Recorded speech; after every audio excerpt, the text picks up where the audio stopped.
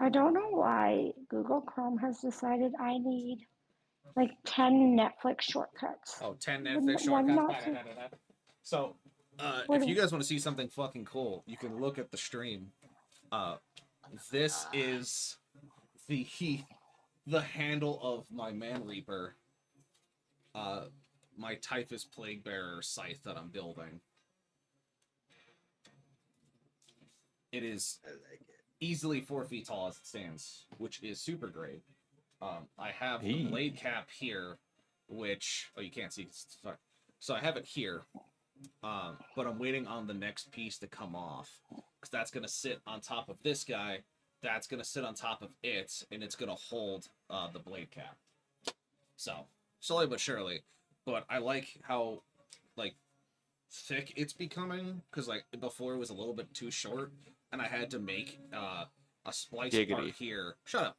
I had to make a splice part here to turn the angle back towards me because it was kind of looking like a shrimp. It was kind of curving too far in. Uh, so now it stands up a little straighter. And if I hear one giggity out of one of you, I'm gonna hit you over the fucking skull. I was like, I waiting for it to knew, happen. I knew someone was gonna fucking say it because it's without fucking I thought fail. about it. Oh yeah, of course the baby of the room thought about it. That broke me, Grim. I'm done. I'm glad. I'm really fucking glad. So I don't know if any of you looked at what the title of this episode is, perchance. Baldur's Gate. Yes, because it's Baldir, and there's a gate in the see sky. the background for what you have going on Owlbear. That's interesting.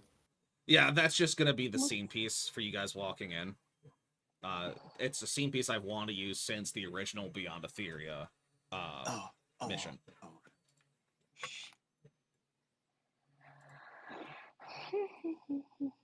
There was something I want to do as a group before we go into. Yes, and we're going to be able to do that after we get our Wiggly Wogglies shenanigans all done. I just wanted to make sure I passed shit out beforehand. Yes. So, Stealth, hey, you ever worry about getting stands in that very, very, like, tan couch behind you? What? No. Try not to worry about that now. Why would Blackbird, he be worried you are now about manually his breathing. couch? Oh, if I manually breathe, that's great. Solves so many problems. I cast tongue self-awareness. I was always a bit of a mouth breather. I want to do a backflip off this bridge that we're looking at in this background on Owlbear. Why? Why? I don't know. The chat can't see the map yet. They don't know what the fuck you're talking about. Well, we're not the there chat will yet. Be just fine. The chat will be fine. Better than to talk about the Owlbear background after the last one where he had it tastefully zoomed in, and then I just said, "Hey, what's that giant fucking skeleton in the middle?" Oh god, Cass is here to be a problem. Huzzah! I'll be honest, looking at this, all I can think of is that building must get flooded so often. Yeah, they have a wizard for that. I don't know. I think you're still gonna get flooded. I mean, you're like, you have maybe 2 steps off the water line, buddy. Like, no, you're gonna flooded. You're going to flood. I don't think you understand. Oops. Guess what? Just flooding. Cass. Guess what? All flooding. Cass is allowed to be a problem because you guys are picking on me. Oh yeah, we're picking on you. You must have it the actual fucking worst, Jenna. You're in the game. You got friendos here. We're all doing the thing. Your life must be so fucking difficult. Apparently, they're banging your eardrums. That's normal. Giggity. I feel like I'm now the police chief from Super Troopers. If I hear the word giggity one more fucking time, I'm gonna pistol whip somebody. Giggity? Add a He B wants it. cast. Add a B cast. Zoe wants it because that's his fetish. I can't blame the guy. Wait, hang on. Here's a question: do you still have that big ass list Which one? where you have to roll? The oopsie table? Yeah. Yes. Yeah. Yeah. What do we have for like? I think you Fucking- warned him that his actions would have consequences, and then he did it anyways. Oh, did I not tell you guys that Carson got me an updated oopsie table? Yeah, don't we have like fucking? I forget what they're called. 'Cause I haven't seen them in a Curses? while. But like not curses. But the like dreads and whatever. Yeah, dreads and curses. Yeah, that's I stopped that being a thing because just it was being utilized too much and it was railroading the story. Well, I'm sorry that we managed to save them up for a rainy day. That's not why I stopped them. Again, like I mean, I think this is a good time for him to learn that his actions have consequences. Oh yeah, I can, I can easily find a way to bring the oopsie table into this. I mean, one of my favorite things I ever did was that I was helping D&D with some friendos, and they went, "That monster doesn't have that ability," and I went, "Take 10d6 psychic damage." Oh, we're level 1. I don't recall stuttering. Did I fucking ask you? Show me what you got. I will in a sec. I gotta get my fucking table out. Oh, fucking metagamer. You rules lawyer, prepare to be silenced. Nah. So, who remembers what happened last time on Dragon Ball Z? I mean, episode 36, The Tower. I'm getting a baby dragon. Yes, of course. You talk to an ancient gold dragon. The greatest idea anyone has ever had, ever. And Cass, that wasn't just you. That is still an option. It depends on the person, though. I'm not going to give it to a non-jerk because that doesn't make sense. The wet phase adopting an oversized lizard baby. That is yes, the I am. best way to describe Jenna I have ever heard in my fucking life. It's the just moist a round of applause elf, for that. actually. Like, It's for real. the moist elf. The moist elf? No, absolutely not. It's the wet I fae mean, now. that's what you were calling me because you couldn't say my name last time. You did change her name in the Discord channel. I though, did. So I No, didn't I change changed it, 'cause- She changed it. I didn't Seth say who I changed was it saying to you to. Rutabaga. That's fair. The juicy magic lady understood. Juicy magic lady. No, that's incorrect. But look at my nice claw hams. Cass, I have put Does these that mean gentlemen that I could call through. Clem the Juicy Magic Man? I've I mean, literally you put can, these but men what through hell happens on is, earth. natural consequences. They literally had to Okay. save me from a circus once. Yeah, that was a whole fucking session was saving you from the circus. But I Yeah, revert back to my original question. Who remembers what happened during episode 36? So I Clem remember apparently me has and Nez getting a smacked nuclear by a option giant skeleton. for when his magical failsafe system activates. That would teleport the entire tower and everything inside it into the sun. Yes. Which, good idea. Don't get me wrong. Bad news. We were inside, so We were inside the tower, which makes it a little bit difficult. Good idea Because considering what I- other stuff was in there, though. Yeah. oh yeah, no. Like, don't get me wrong. Good plan. Good plan. I don't like the fact I'm inside of the tower. I understand why he with did it. 3 but- minutes left on the timer. That was a little bit of a downer. And they found that out while I still had the book upstairs with the skeleton. Oh no, you just knew the password. The book was downstairs. Yeah. Oh, they took. Oh yeah, Or they a did take save- the They book. took the book, which is Or why a the save skeleton you attacked guys. you. Or a save Joe. see. Keep that in mind. I did a I thing got and away. somehow I saved you without even realizing I was saving y'all. So you're welcome. I just shot myself with adrenaline and ran. I was like, "Sorry, Zoe, bye." Or And then you got thrown down the Darian. stairs by the barbarian. Ogre's one. Ah, Nez, so good to see you. Get down the fucking stairs.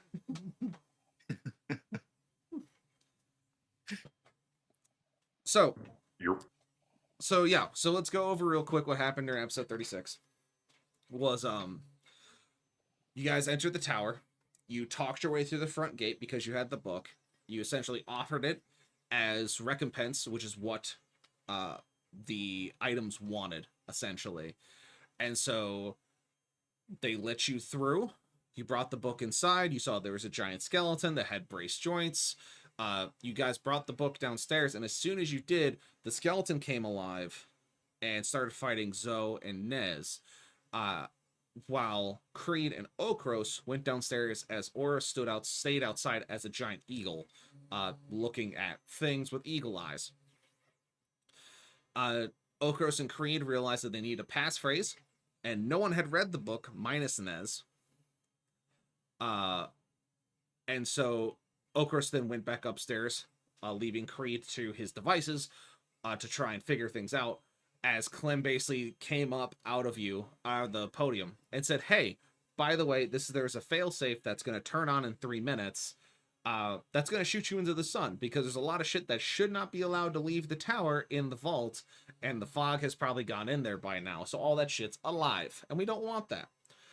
So Creed begins searching through the book. Okros goes to get Nez. Nez runs past him as Okros throws him down the stairs.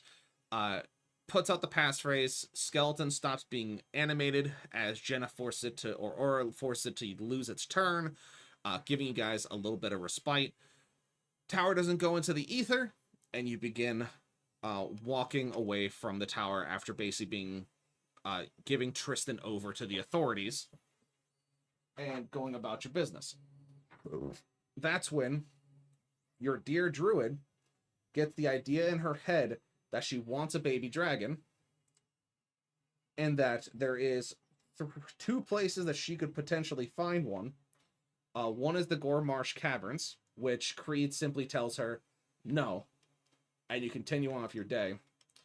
And so when you guys get close to Blackstone Keep, which is your next objective, she runs off into the woods willy-nilly, looking for dragons, I guess, and comes across a sleeping ancient gold dragon, who she then tells a joke to, waking them up, as she basically asks, hey, I want to adopt a dragon baby, a wormling.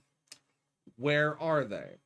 He looks at her like she's batshit crazy, because to him, she is. This thing has been alive for thousands of years. Never has he ever heard of a dryad druid going, hey, I want a dragon wormling.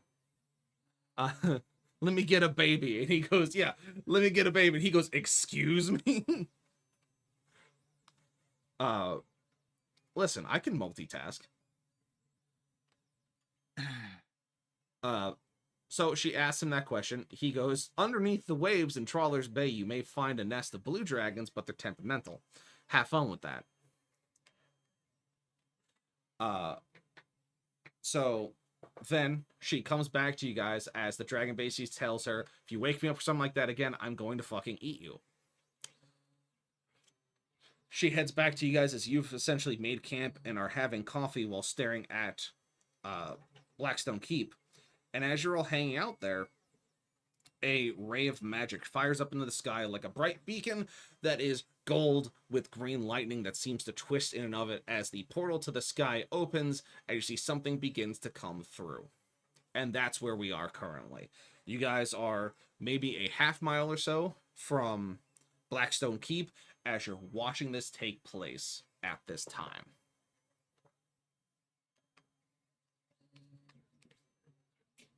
So, that brings us to the first question of the whole scenario. What are you guys going to do about that whole thing you're seeing? So essentially, what you guys see from your point of view is you see this scene that is in front of you, which we're going to be swapping to here. So, this scene is what you see. You see a large sprawling city built over a river that cuts through it.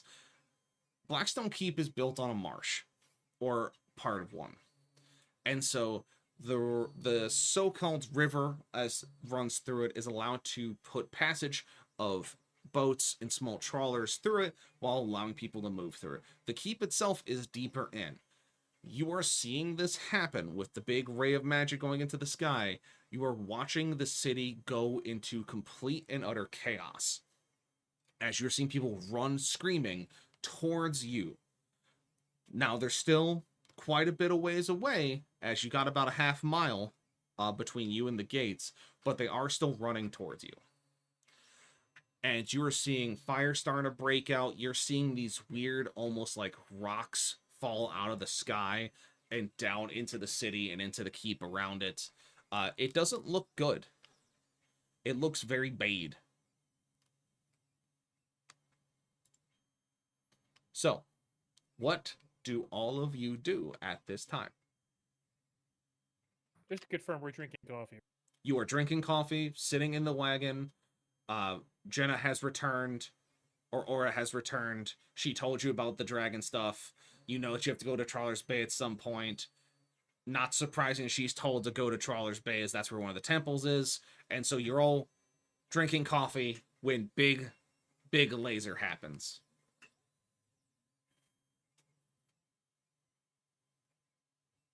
I start digging through my bag and I grab my 2 haste potions that I have in there and I hand one to Creed and one to Okro saying, you guys might need these. Creed is going to take it, hold it, just stare at it for a second. There's a turn in his mug. There's a little gross. Do you have anything stronger to put in this?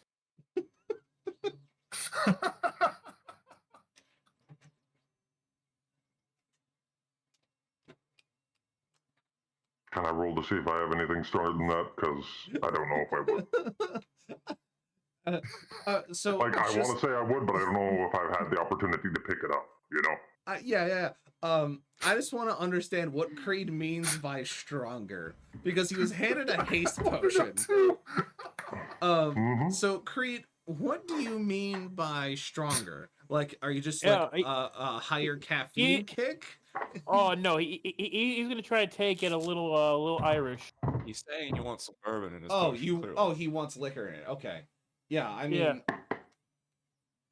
yeah, go ahead and roll for it. See if you've gained anything, because it would have been easy to grab in your travels as of late. Don't know if there's any modifiers to that, but I got a flat 17. I'll say that you got a nice mason jar of dwarven rot gut in your bag. Hey. Shit straight from the mountains, boy.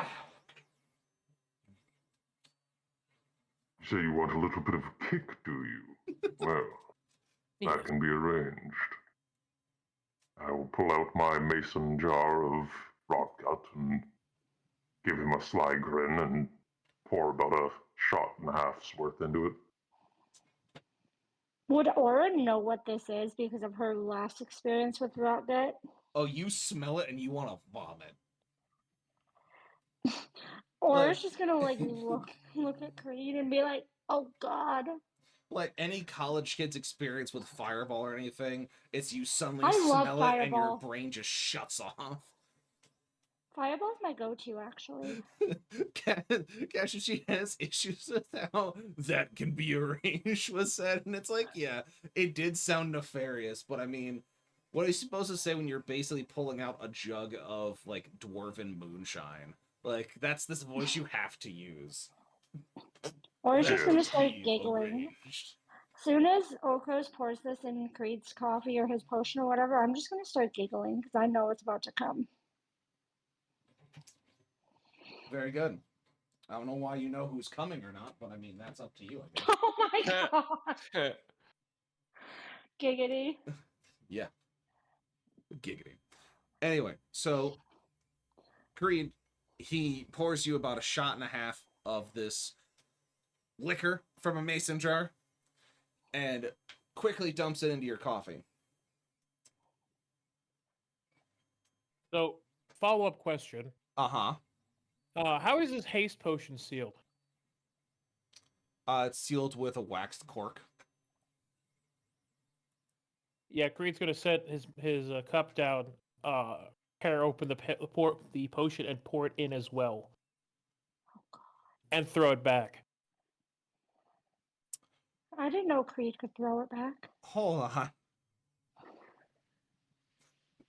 Huh.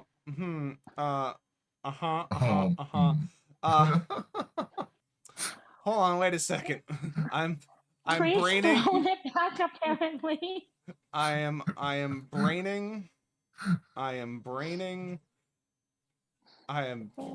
am taking a moment to brain. I have to get this glow off because I need to click through some shit and I can't click with my. I wonder if I'm regretting my decision. Just hold on. Oh, I Did gotta. he just go back? Did he drink the potion immediately? He put Oh no, he threw it in his coffee with the rot gut. With the rot gut and the coffee. Yeah. This is a potion of speed? It's a haste With the potion. haste. And he's throwing it back, so he's twerking for us. He's No, I'm throwing not. it in he's a not circle. twerking. That is Oh. not what's He happening. said he's throwing it back. No, Throwing he it said back he was. just means knocking back the whole drink at once.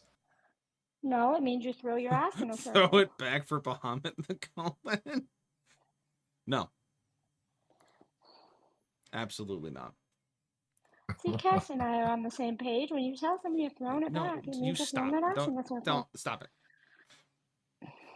So, so you pour the rot gut into the coffee, then you dump the haste potion into the coffee. This is not gonna end well. It's not. I'm trying to think Can't of wait what to see it. exactly I'm gonna. Give me your tiefling. You're level 14. You've been around a hot minute. You have a pretty decent constitution because you were in the military and you've survived everything else. I want to point out, Just give me a regular con save. you're an experienced DM. Fucking threw you for a loop. Yeah, because I've never had someone go, hey, pour rot gut in my coffee and then immediately pour a haste potion in the coffee, and just see He's what never happens. had somebody make marching powder out of their coffee before. Look, all right. Basically, just took a cup of coffee. I want you to dumped, understand, there's technically moonshine, no and then downside for poured me adrenaline in here. it. There's no I want to point that out. downside. I think there's My a heart downside. stops. I don't have to worry about Zeus having to fight. Eventually, have to fight Zeus. If I survive, I'm getting there fucking fast. Runs across the ocean. I would just like to point out that Like, And this is how the I just Flash just- came to be in Dungeons and I was Dragons. about to say that all you see is a streak of fucking red, and it's Yeah. because I'm moving I would- faster than my clothing can take, and I'm just on fire. You know what? would So like to give me point out give me that- that con save.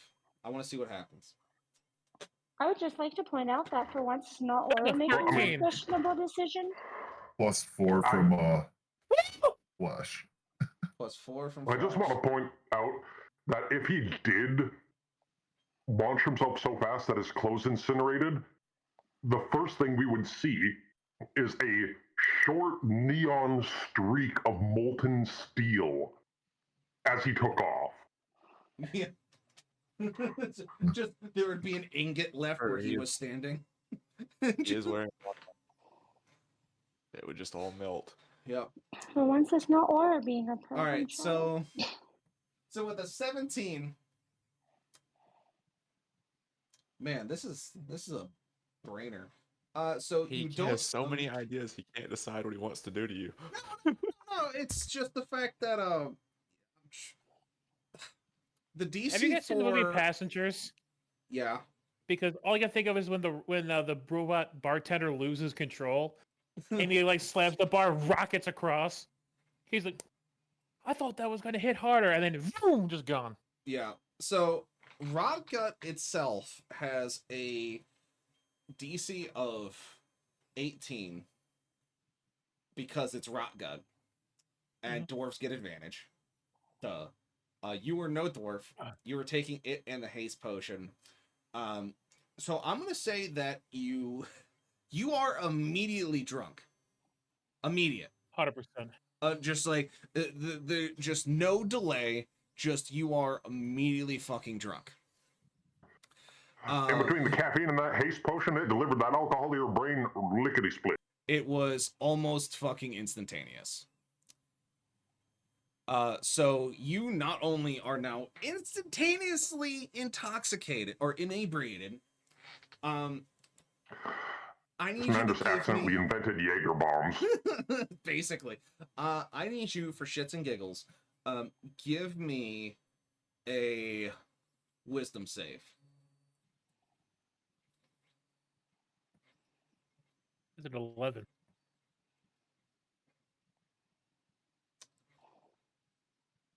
So, yeah. So, all right. So with that 11, the original idea was that if you got high enough wisdom save, is that I was going to say something good was going to happen. But because with an 11, every time you move more than 15 feet, you need to make a dex check.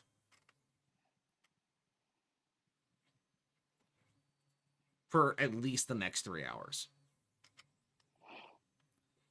Because you are drunker than you have ever felt in your life. So for every 15 feet of movement, you need to make a dex save. But for those same next 3 hours, your base movement speed is increased from 30 to 45. So, I have a question. Uh-huh. So, how exactly is this working? So, is this like, hypothetically speaking, like a poison? Alcohol's considered a poison. Kind of. Sort of. It's not a classified poison, but it hits your body like a poison. Why? Do you have something that you'd like to use? Yeah. What's that? I'd like to lay on hands to cure my drunkenness. It's Okay. only not classified as a poison because our bodies are fucked up and they've adapted to it. Yeah, go ahead and do lay on hands. Sure. Hooray, warped biology. Yes. All right. I'm good now. You are I'm now no no longer longer drunk. drunk. You were also no longer fast. It seems that when you did lay on hands, because of the weird cocktail in your system, you removed both the coffee, the alcohol, and the haste potion from your system all at once. Ooh. Give me a con save. Yeah, I was just about to say, I know you really gotta go shit. That's a dirty 20. You And now I feel your roll shit. intestines twist up into knots as the biggest shit of your life hangs on a thread, and it takes all of your willpower not to just shit yourself right then and there.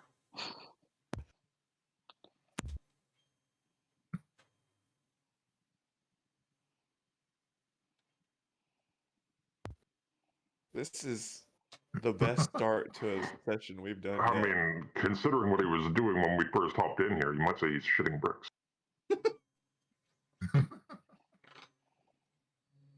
So yeah, Creed, you just feel the just the ultimate feeling of, oh god, if I don't find a spot to go sit down, I'm gonna shit my pants.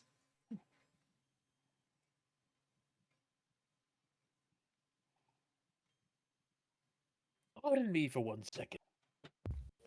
I was just about to say we need to have a party vote to make this man walk outside the carriage for a little while.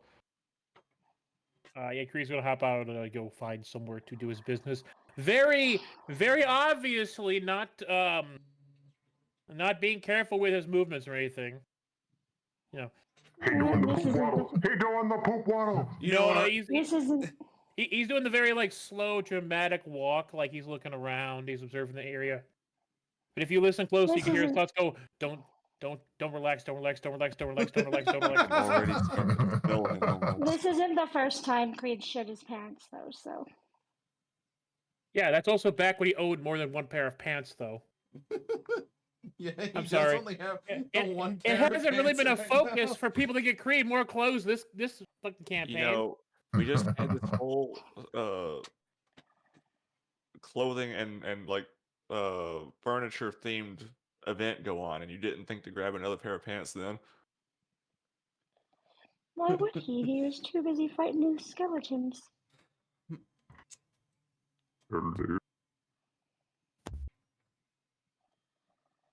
So, Or it's Creed, just gonna be like, last check, so. Creed. Give me a charisma check, please. Oh God. Oh, Last check. just a check, right? Just the check. The last check. That's an 11. You think you're being real quiet with how much this is tormenting you, and then how relaxed and relieved you are when you finally find a spot. You're not quiet as you think you are. What he's saying is you sound like there's a bear taking a shit outside the carriage. Too soon. Too soon. We don't talk about the I need a bear. wisdom check from everyone in the cart. Okay, hold on. Druid, Jenna, Aura, you can give me a nature check instead. I got an 11. A 3. Mine doesn't want to roll. Hold on. Oh, the NDA Beyond just quit on me. Hold on.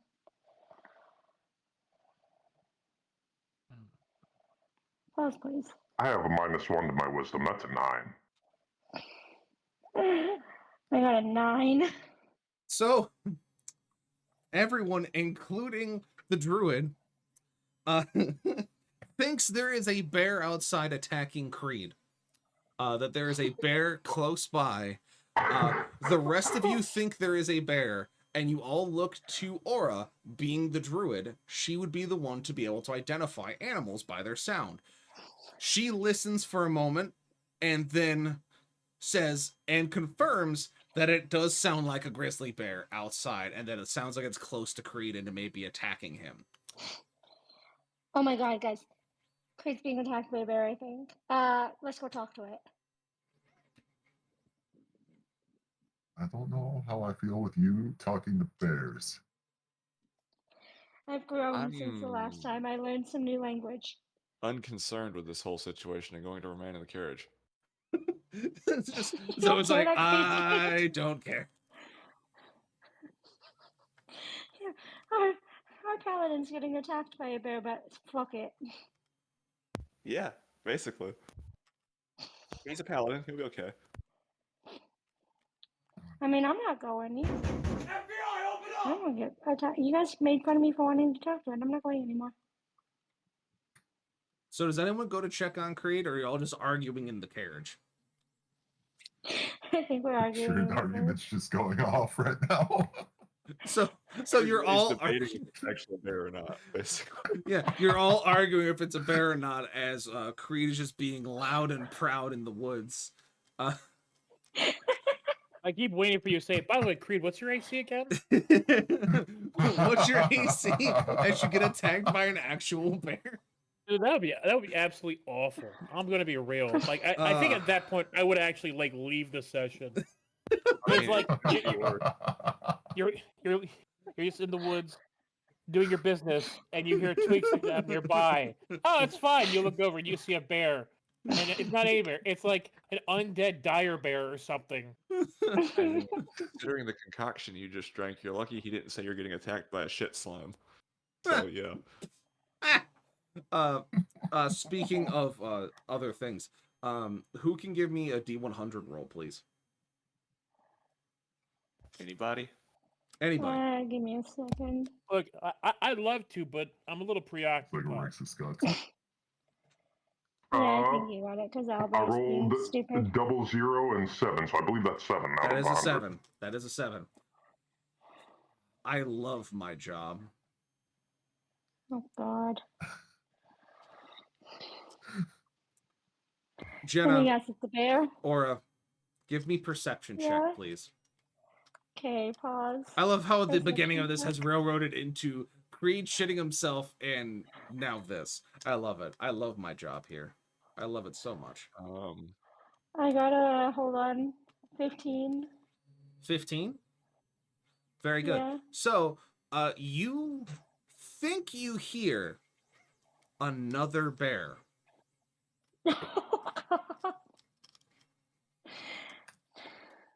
Do you want to try and figure out why?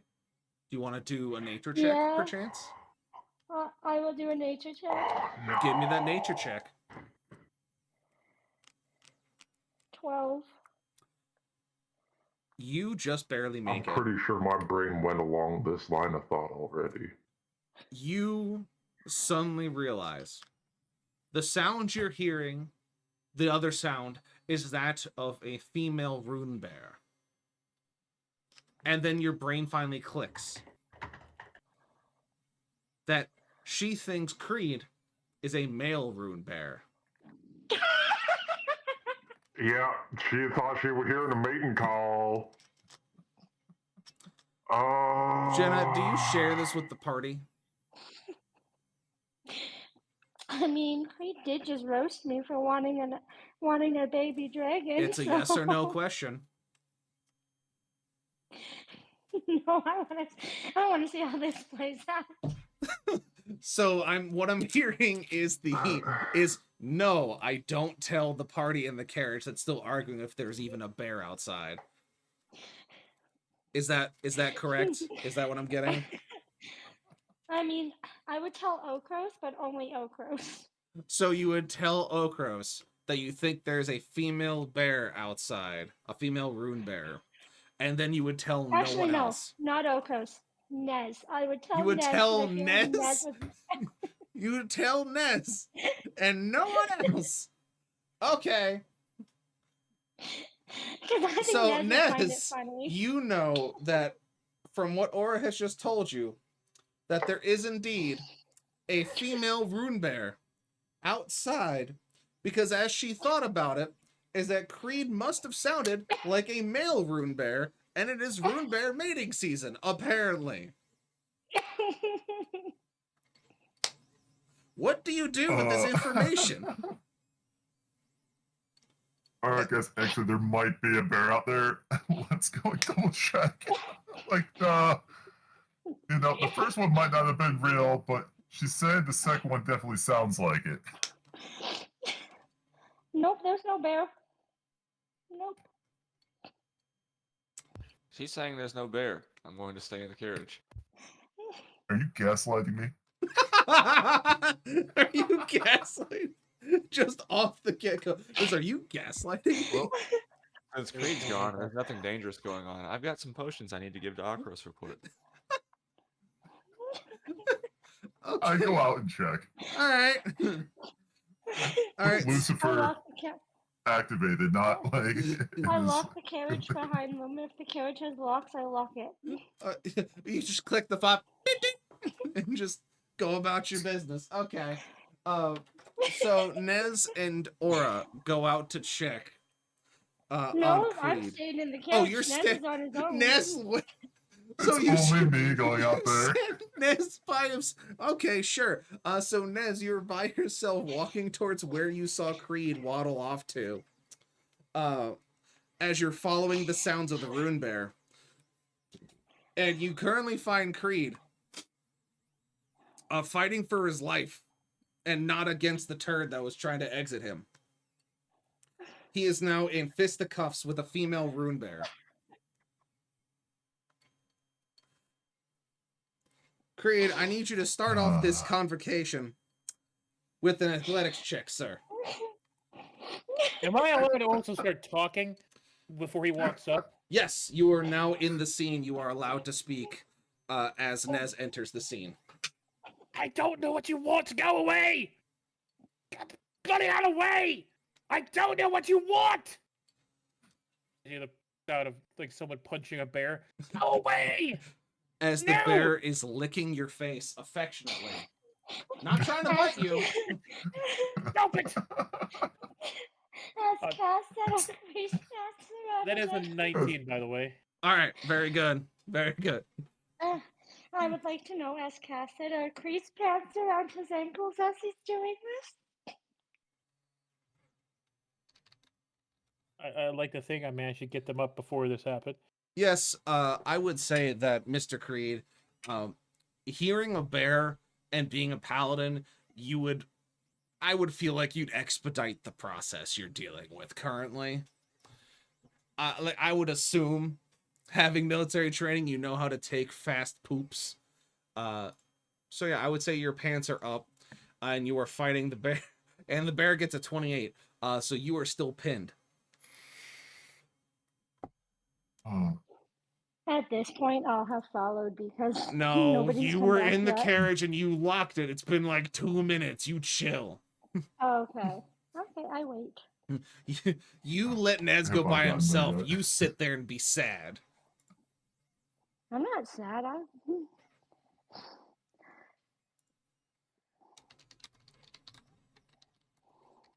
Am I at the scene, Yes. or am I still making it? Oh no, you're there. I was. You no, see I'm Creed there fighting now. for his life.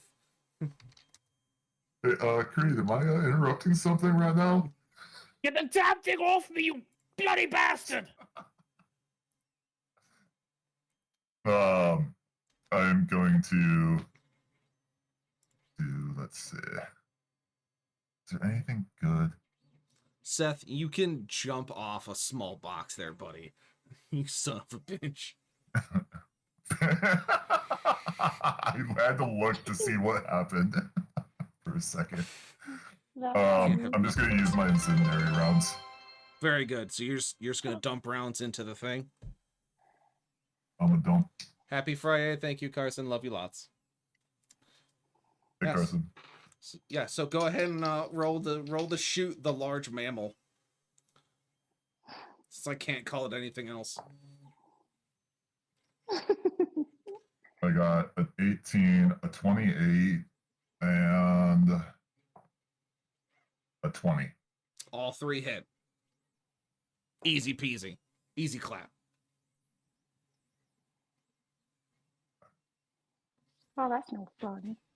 That's no fun. Says the fucking gremlin. Yeah, the gremlin over here being a gremlin. It's a menace, actually. 26. You said 20. How much damage in total, sir? 26. 26. Very good. So you hit Urus Majoris with your 3 incendiary rounds. They all land into the flank. And as they land into its flank, you see it kind of fall off of Creed and kind of land on its side as it lets out what sounds like a whine or a whimper.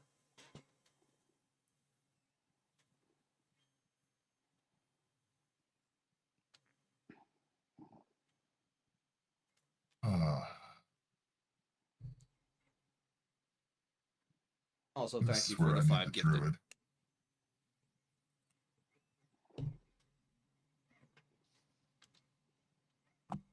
So, Creed, you are now free from the loving embrace of the mammal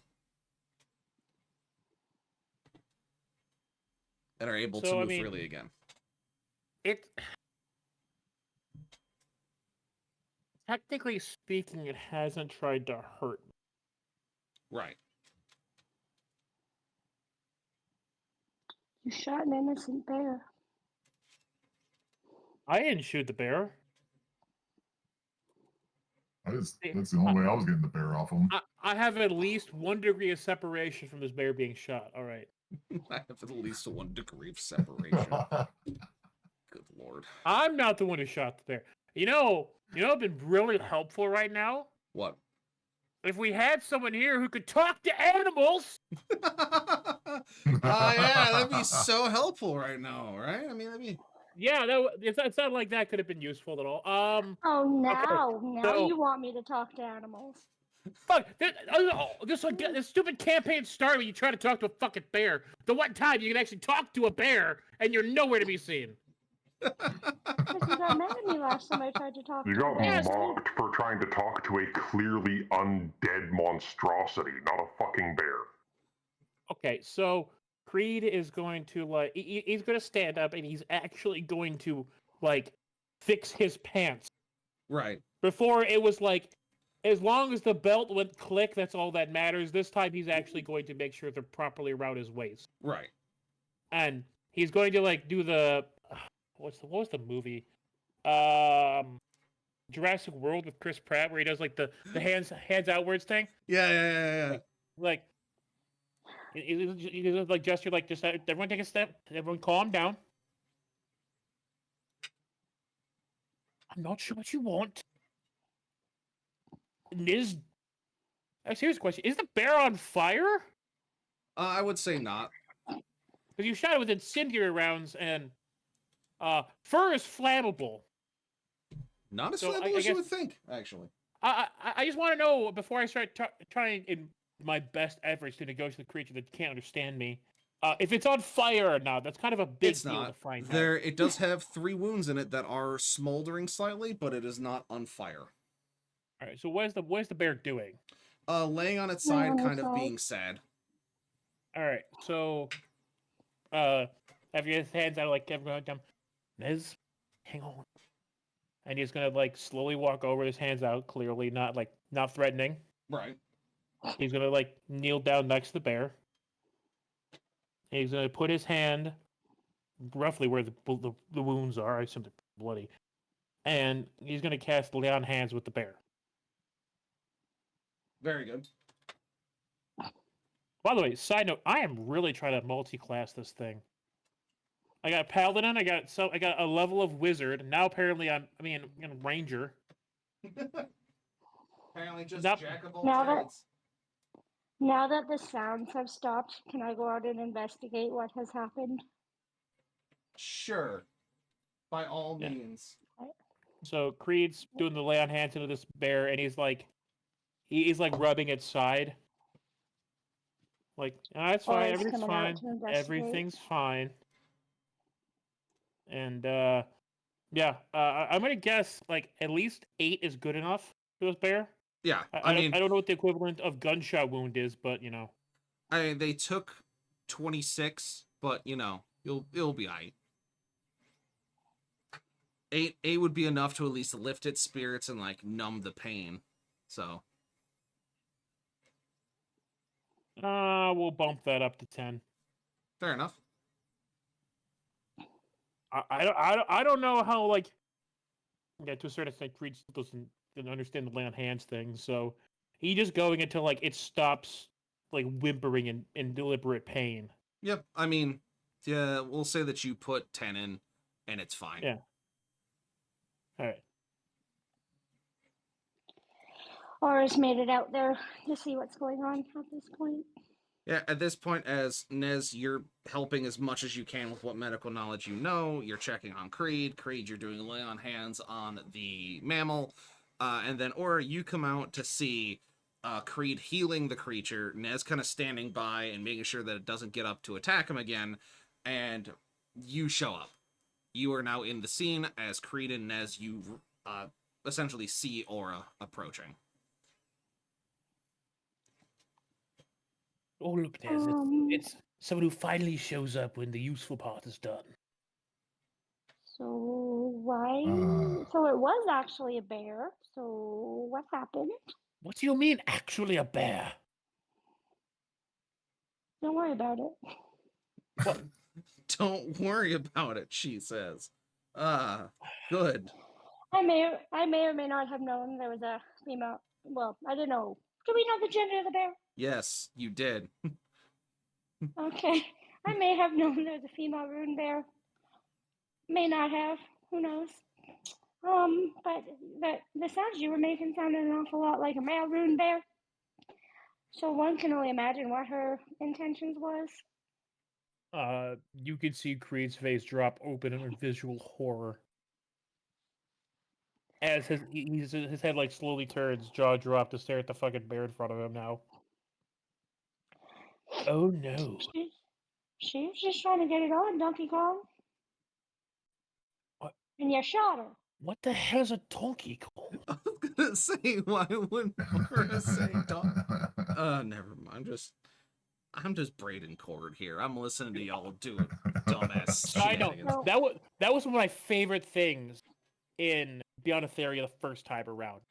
anytime Nate or Cactus said something like that, I loved destroying them with that. Yeah, just being like, what are you talking about? And they're like, The one that comes to mind was Nate was like, it's about the same, and Cactus went, yeah, bird in the hand is worth two in the bush. And I remember going, what do birds and bushes have to do with a deal? He's like, what are you talking about? It's like, how do they equate to each other? How does the value add if it's in the hand? So, do I dare ask how the bear ended up on her side, pouting and whimpering? You can easily tell, Aura, what happened to the bear. It's I not want them to difficult. confess. It's not rocket surgery. Oh, I know what happened. I want them to confess. Ned's standing there with his gun out pointed at the bear. Like, Yeah. man, I don't know. Man, I that's wonder what super happened. risky. Rocket surgery now. Shrugging with the gun in hand. Oh man, it just Why'd you?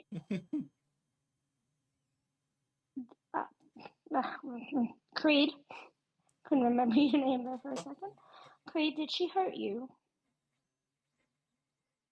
Based on what you said, I believe this is a very, very uncomfortable misunderstanding. Mm-hmm. But why didn't they shoot her if she didn't harm you? I don't know, maybe because it looked like she was trying to harm him and you told him that there was a bear attacking Creed?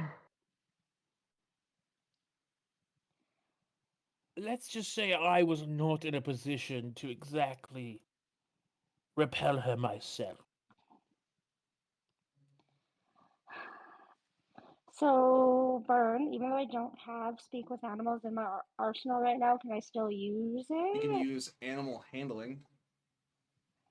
I don't think I have or- that either. Animal handling is a skill you have. It's not a spell. Oh.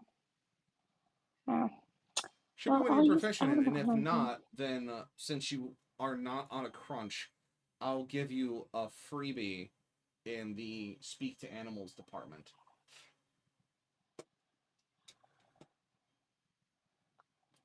So what would you like to do? Would you like to Hold on. attempt to animal handle? I am proficient in animal handling. So, I'll take the freebie, because that way I can actually talk to her, because I don't think I can talk to her with animal handling. No, but you can get a general understanding. But sure, yeah, you'll get a freebie. You'll just essentially call it as you do a ritual. So that it takes about 10 minutes for you to actually cast it, because you gotta do the full druidic stuff. But you are able to cast it, and you are able to speak to the creature.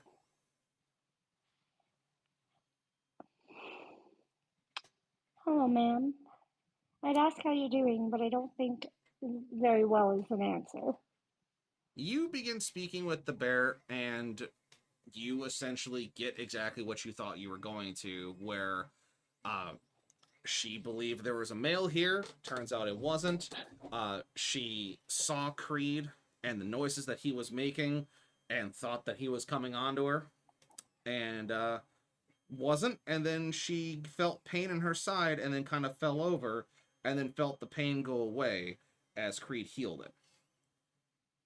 But that's basically it. It was just a huge misunderstanding between bear and tiefling.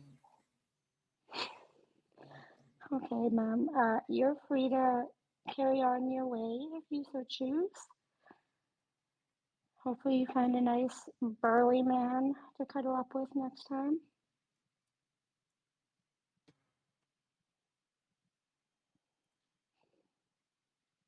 And so the bear kind of gets themselves up and starts trying to move.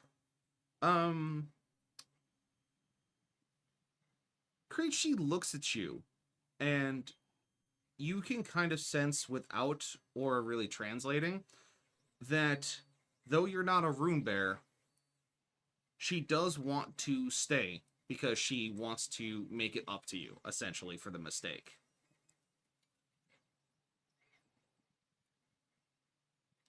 Where's this cord going?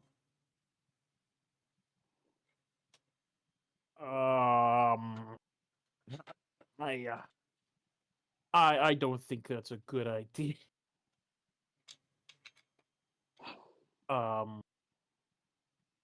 What does she want, Creed? I guess out of character here, Nez. What are your thoughts here? I feel like this is a bad idea. The character. Yeah. I mean, you just said you were a ranger too. Multi-class in here. I'm not trying to. That's the problem. Look, all I'm hearing is that you just got a chance at a warbear mount. This could be fun. Or bad.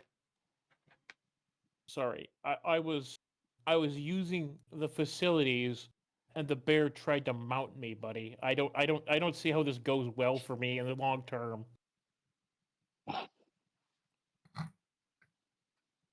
Tell me I'm wrong.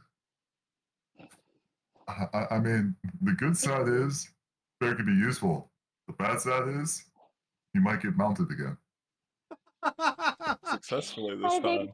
I think she's realized that he's a tiefling and not a bear at this point. She does realize that he is not a bear, and that that situation probably will not arise again. Probably, he says. I mean, I'm getting a pet dragon. You need a pet bear. You keep saying like it's a constant, that it's actually gonna happen. Oh, I'm gonna make it happen.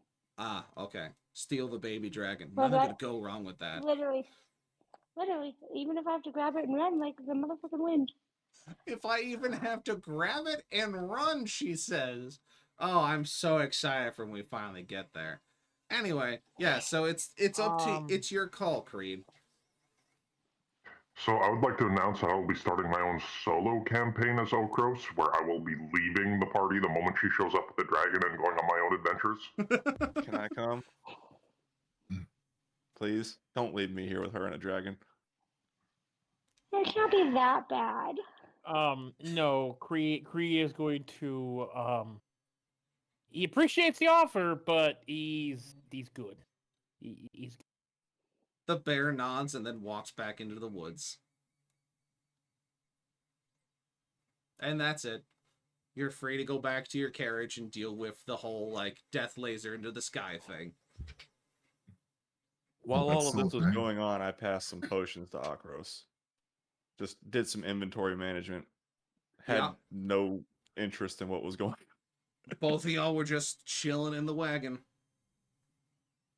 Doing bro stuff, you know? The huge.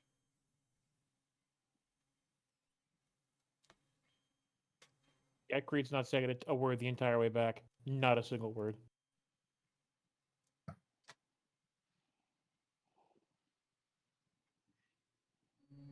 Do we have music back in this age? What?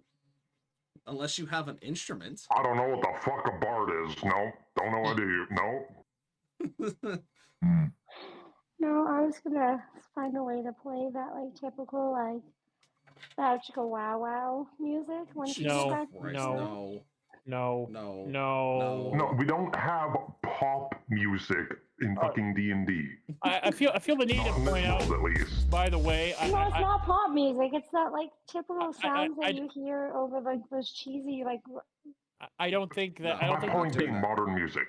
I'm gonna be real. I don't think this is a conversation or a route you want to go down if you actually think about it for a second, because one party here was definitely a bit more aggressive, and the other person wanted no part of it. So, yeah, I don't think this is the route this you is want to go. not the route you want to go. So, okay. The bear goes into the woods, and you guys return to your carriage. And when you guys return there, you see the giant space laser, among other things. And as you return, you see Okros and Adarian swapping potions and talking about recipes. And you guys open the door.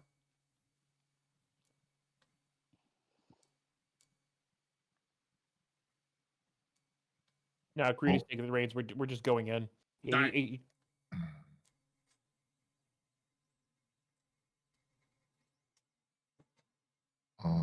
Off we go to the town, maybe.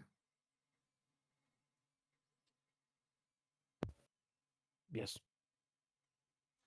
We've spent enough time here. I'm stabbing something. I think we need to find an inn when we get to town. Creed, you need a bath.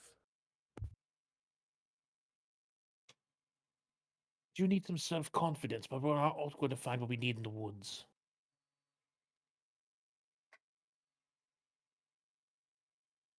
So, Besides, I suppose it's going to be easy considering you just have like, well, the town is panicking and evacuating in front of your eyes. yeah. Yeah. I don't think finding a place to sleep for the night is going to be a problem.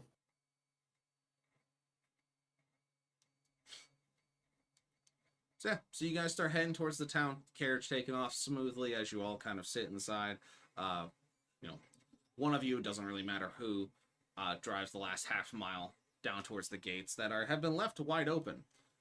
There are a couple of guards out front, but they seem to be mostly trying to usher civilians away from the town as there's just a flood of panicking people. Their eyes catch you as you approach, questioningly, well, why the fuck you're coming here? Their eyes seem kind of glazed over and confused at the fact that you are approaching the city that is currently being evacuated. One of them goes to open your mouth, or their mouth, as they catch eyes on all of you. As they see the large lion folk, the fully plate armor clad tiefling, the changeling covered in weaponry and munitions, the druid, and the very scary masked man sitting next to the lion folk, and simply just go, nah, we're good. Head inside.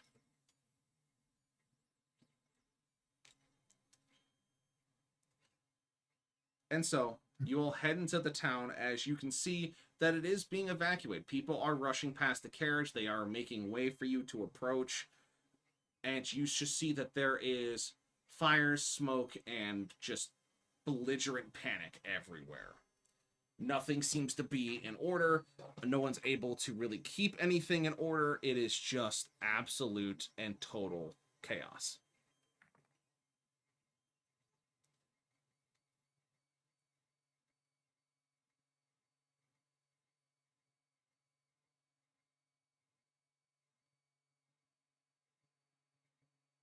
Well, this is refreshing.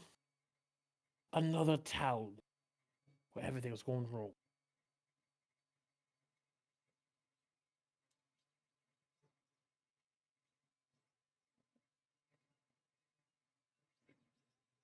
At least this time, maybe we can take care of the guy that's messing this one up. At least the furniture's not going to be trying to kill us here. One hopes at least.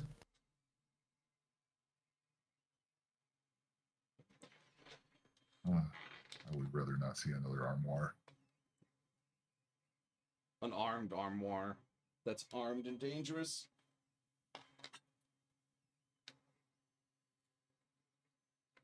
Yes, so as you all enter the town, it seems, I would say, relatively commonplace for a place that's in panic. A lot of people running around, a lot of people screaming. And you're seeing that large beam of light towards the center of the town, towards where the keep is. And you can still see these weird projectile-like rocks falling from this hole in the sky. There are some people running around screaming that the sky is falling. There are some people screaming about tadpoles and weird turkeys. It's a very confusing situation to find oneself in, as it seems the world itself has split itself in twain. You know that Baldir is here. You know that he is in Blackstone Keep, and you know that Blackstone Keep is run, housed, and guarded by penal companies, as you found out last time. And so something has gone what looks to be terribly, terribly wrong.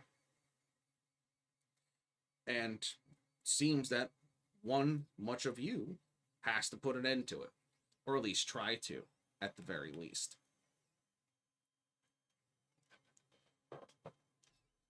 So, what do you do at this point? You're in the town and you are kind of seeing all of the insanity that is occurring around you. What do you do?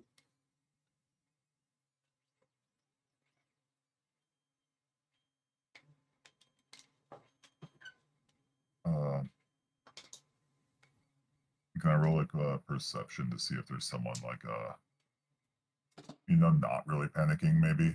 Sure. Go for And it. like Good one. just That's a good one. That is a good one.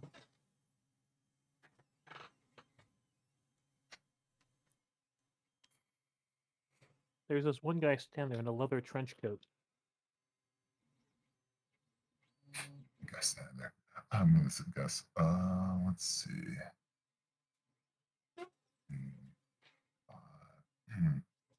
I'm gonna flush myself for a 17. Okay. With a 17 on your perception, you can see that people not panicking in this situation are going to be few and far between. Even in your experience, is that a person is intelligent. People are dumb and tend to panic and mob at the least drop of a hat because it is easier to follow the crowd than it is to simply figure out what exactly is going on. But you do happen to see one person kind of among the rabble that seems to be wearing crimson armor towards the center square as he is trying to keep the, what looks to be from this distance, penal guard, trying to keep the civilians in check from running towards the keep and instead running away from the city, as they're essentially acting like traffic crossing guards to keep people from being trampled, but also trying to guide them out of the city instead of towards the keep. You can clearly hear the man in red, or the soldier in crimson armor, yelling, "There is no shelter for you at the keep. We know that you used to use it as shelter. It is no longer an option. Go away." All right, this is where I have to step away, so I won't be at my PC, but I'll still be listening. Okie dokie. Thank you for being here.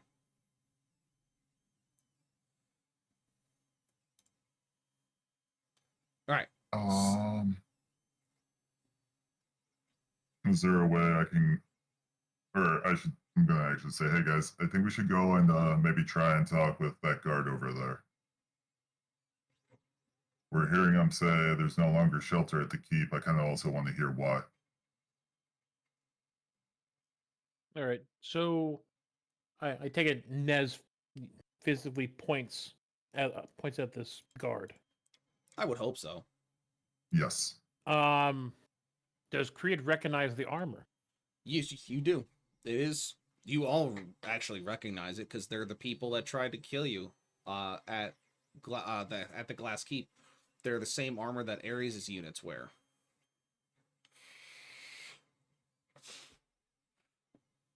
How many civilians are between us and them? So between the carriage and the 5 penal guards plus the guy in crimson armor, there's, I would say, easily about 60 civilians between you and the 4-way intersection that they're guiding people through. There's a lot of folks. They are kind of parting to let you through, but there still is a lot of folks.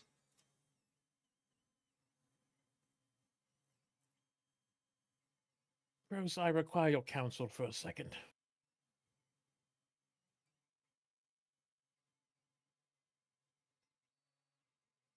I'm wondering if I do something unbelievably stupid.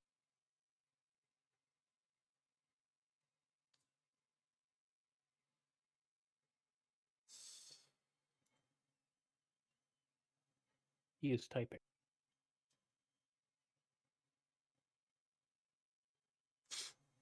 Oh, were you talking to me, sir? Yes. I didn't hear it. I said, Okros, I require your counsel for me. I'm tempted to do something stupid. Oh? I wish to taunt them.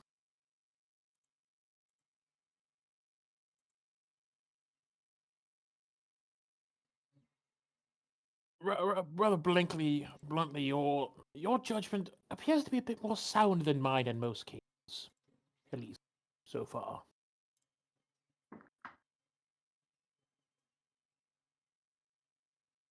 I want to talk to the man who controls them, who leads them.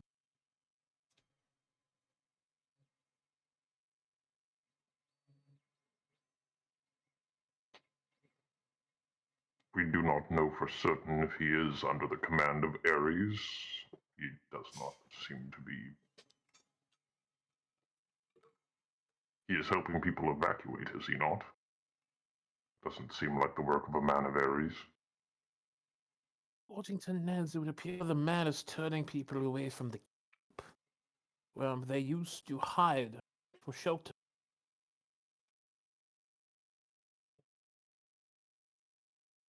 Okay, you cut out a bit for me there, but I got that he's turning people away from shelter? Yeah, from the keep where they used to take Yeah. shelter.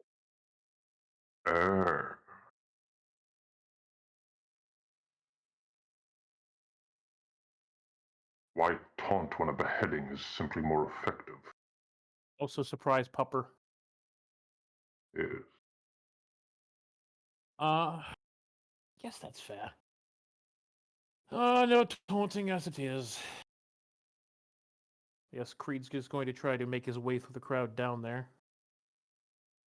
Try being polite first. Yeah, I mean, it's easy enough to push up towards the four-way intersection. I mean, the rest of your party is making slow progress behind you in the carriage. So you're not that separated. You maybe have 30 feet on the carriage itself. But when you get to the four-way intersection, clearly see the 5 other guards that he is with are penal troopers. They clearly wear pauldrons that bear the symbol of the penal colonies from the Glass Keep. You clearly recognize the iconography as well as the heraldry of it. And then you see the soldier in crimson who locks eyes with you and simply goes, "Oh, I've told you to get out of here. We don't have shelter at the Glass Keep anymore for any of you. I don't care how fancy you are or how big you think you is. We ain't got shelter for no one." I don't suppose we've had the pleasure of meeting them.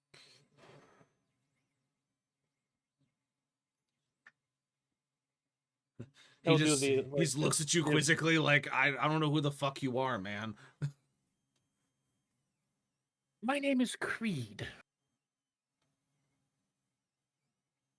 All right. Ah, I see. I'm not going to be turned away. I'm not going to flee. I'm here to find out what is going on. I've been told to push everyone away that is going towards the keep because we don't have shelter. That's all I've been told. I'm not here to tell you which way you're supposed to go, and or if you listen, it's up to you. All I know is that way are monsters. And so if you reckon getting yourself killed, by all means, go forth, Mr. Creed.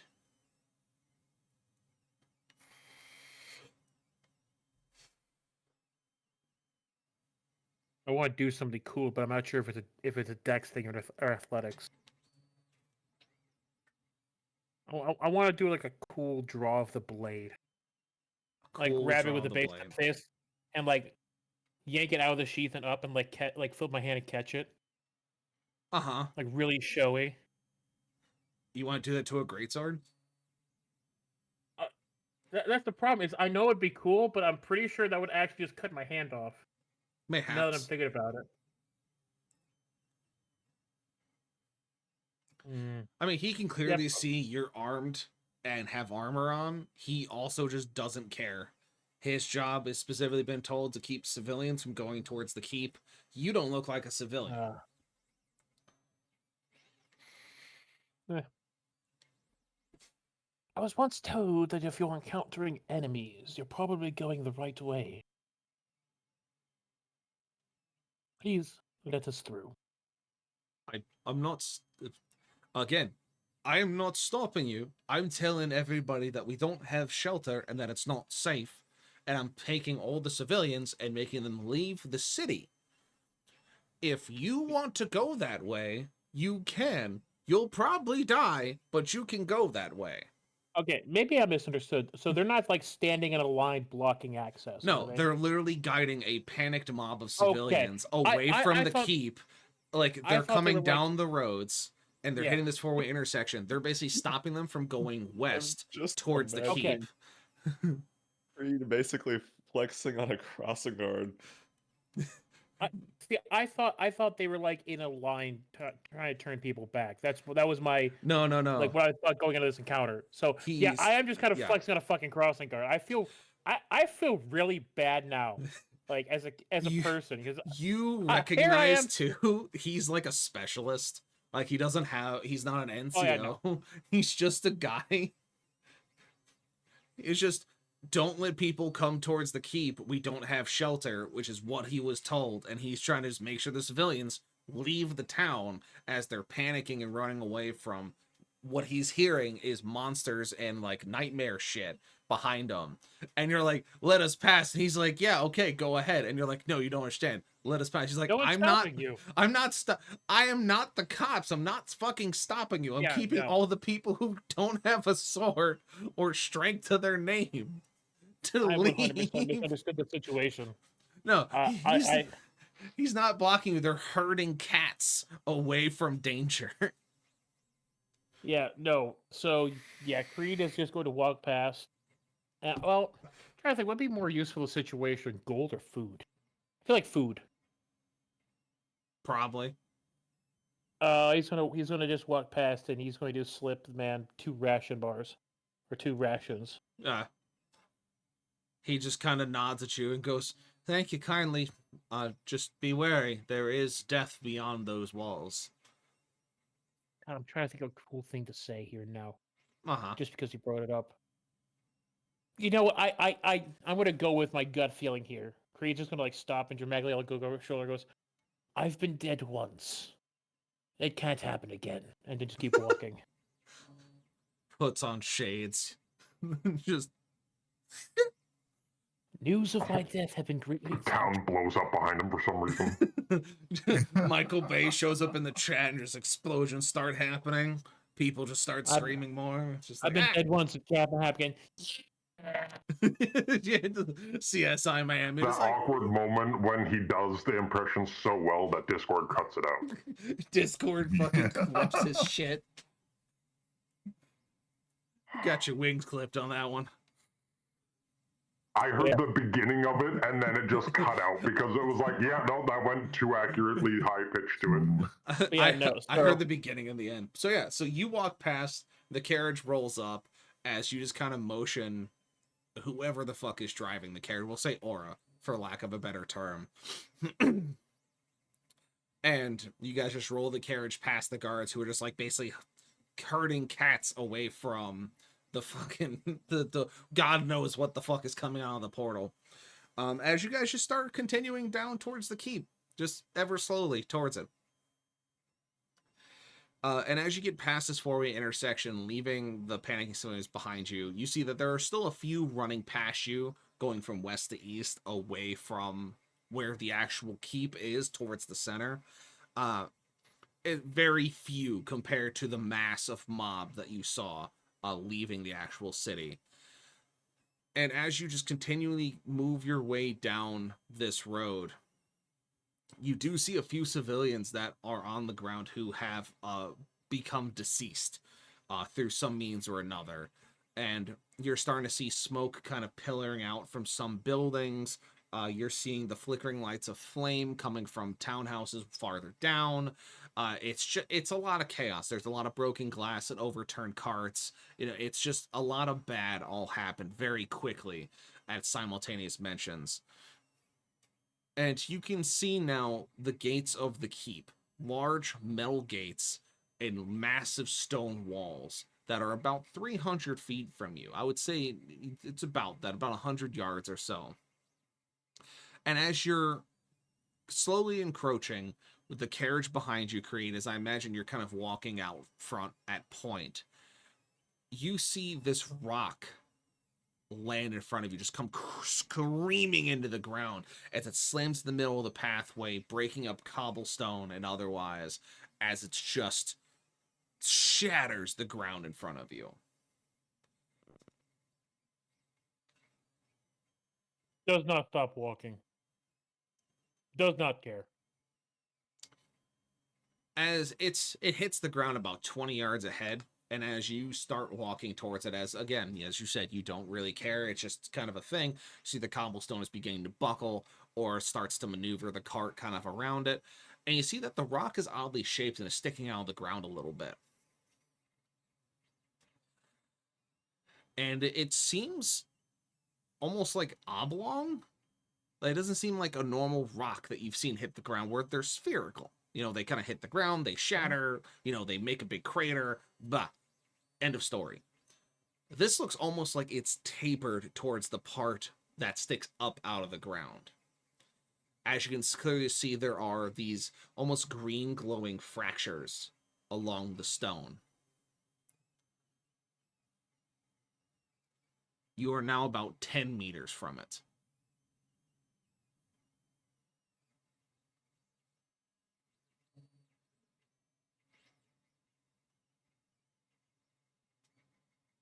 I know you want me to check out this rock, but I really feel like that's a horrible idea. But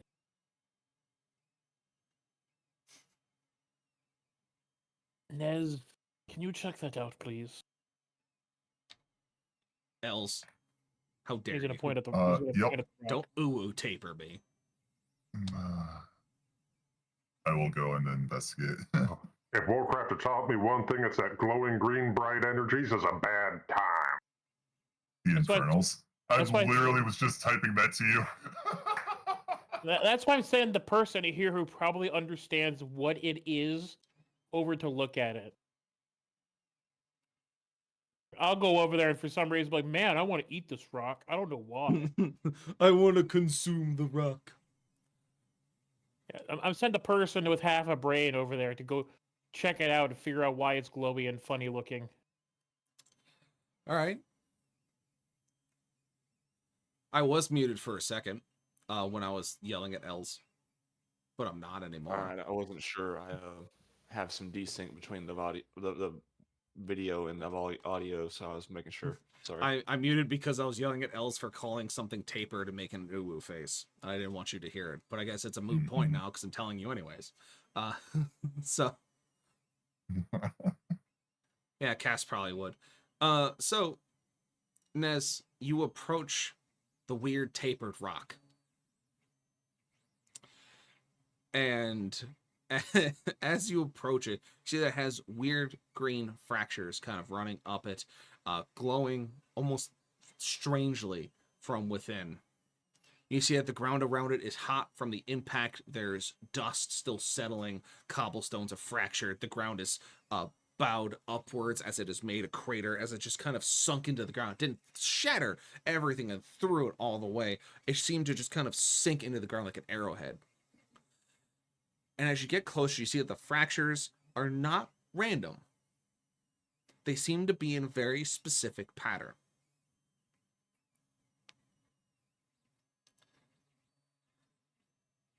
What would you like to do to investigate the rock?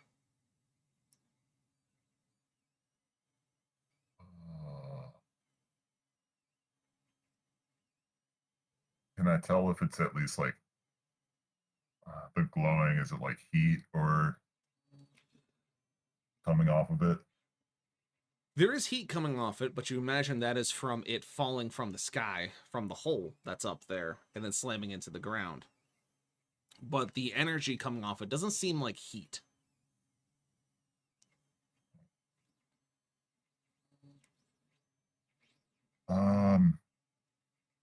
I want to try and like break a piece off.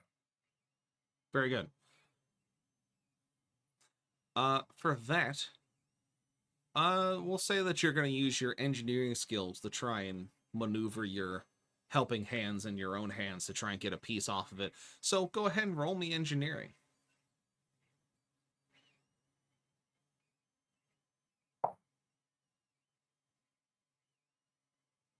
18. 18. So you walk up to this rock and you start trying to crack at it. And you're hearing the rock kind of crack under your pressure, but then you start to hear the cracks multiply and accelerate as the pieces come off in your hand, but the fractures seem to give way to very clear lines. No longer a random assortment, but very clear, distinct lines, as one of the main lines goes around the top, like the brim of a bottle, as the tip of this tapered piece of it falls off.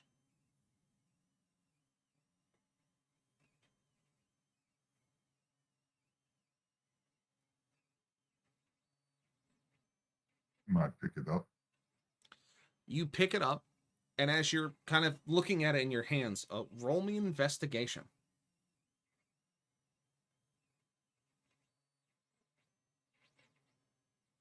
God damn it.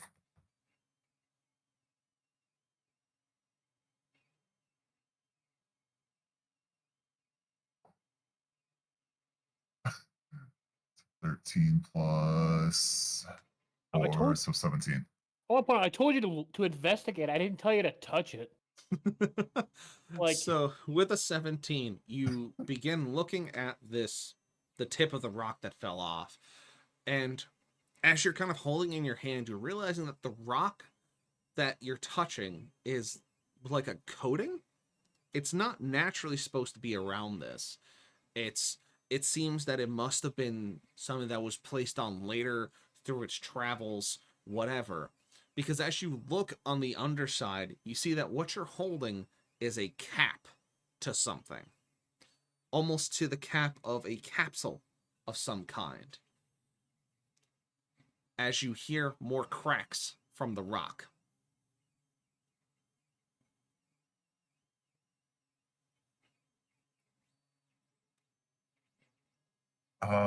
As it's cracking more, I'm going to back up a little. As the rock continues to crack, you see 3 segments, 3 lines that run up the sides of it as these almost metal petals open around it. 4 limbs that fall off away from it, leaving this almost center column that looks to be almost cage-like with a grid-like structure of metal wire, all leading to the end where the cap sat. And from inside this cage, you see this very just gross looking creature begin to slowly crawl up the tube. It seems grotesque is a good word for it. It seems to have 4 stubby legs, a round upturned center point. 2 of the legs on the front have only these weird hooks coming down off these weird chitin-esque claws as it pulls itself up and over the edge of the tube, and with an eyeless visage turns to you and chitters.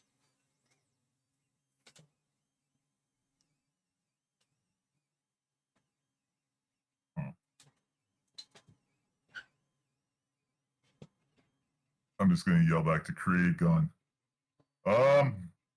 this is definitely not a good thing. I might need some help.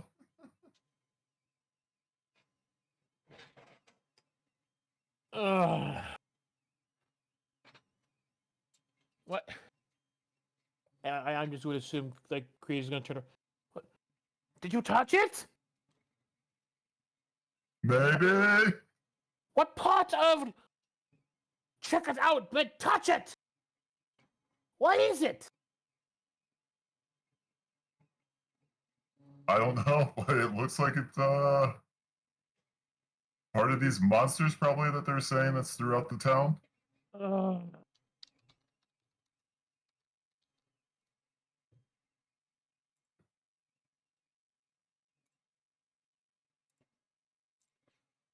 So as you are basically having a stare off with this thing,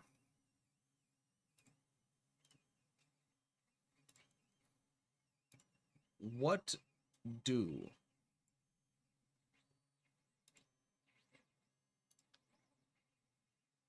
keeping the stare off and just slowly backing up, just walking backwards, staring at this. Just walking slowly backwards, like, no, no, no. No, I'm not taking my eyes off you. I don't want anything about you. I mean, that is a fair thing to do.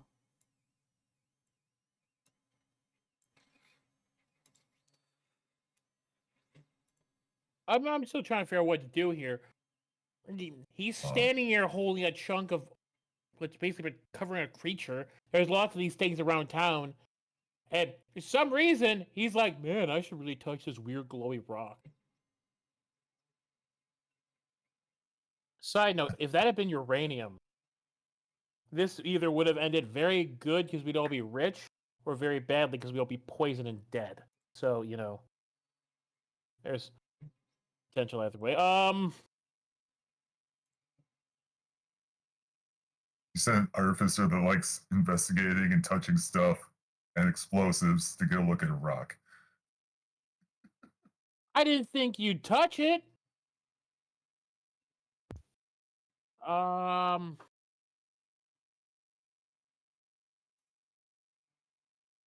Okay, so if he says that Creed's gonna look around, how many more of these rocks are ahead of us? There's about 4 ahead of you, all leading towards the main gate, but they're all open. And nothing seems to be coming out of them. Didn't think to ask about this. What's the status of the gate? The gate is closed, but it is still standing.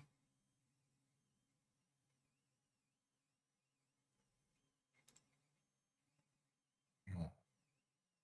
At least we found out what's in the rocks.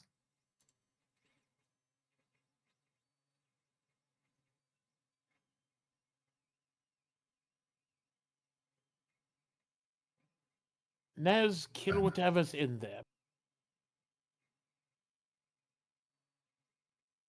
How far away am I from it? I would say you're about... As I've been slowly backing up. You're about 10 feet from it as you've been slowly backing away.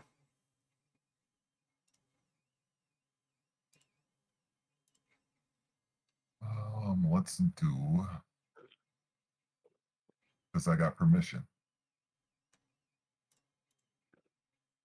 I'm going to have Lucifer shoot the flamethrower.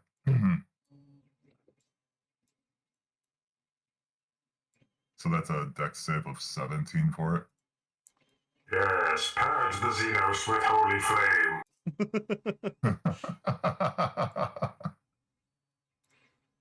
All right. Let's get a little dex save going on here. Hi-ya. All right. He fails it.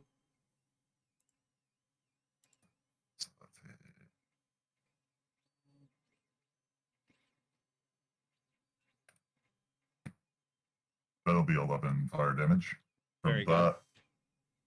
Good. And then I'm going to use my spiritual maul, which is a 15-foot cone and a 3d10. All right. Is this the 10?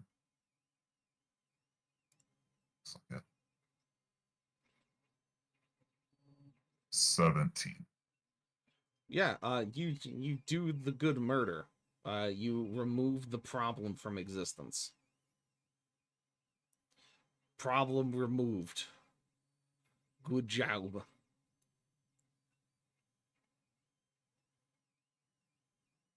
This still has old stuff on it. Hang on. Hi-ya! Well, Creed, the good news, they go down real easy.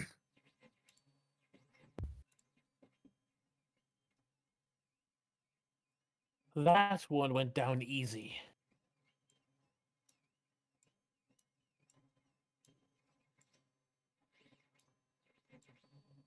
Yeah. We'll find out soon enough. There's some worse ones. What weapons does the Darien have? I don't recall.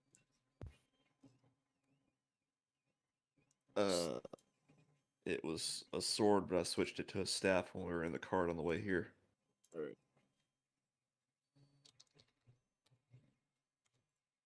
Rock.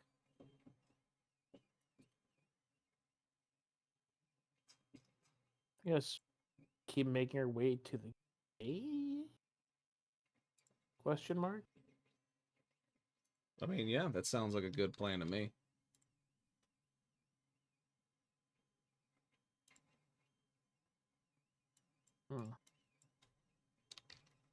I got nothing better. Anyone else?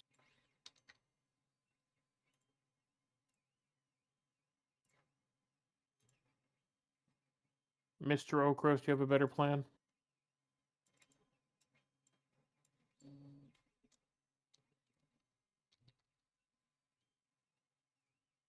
Mm,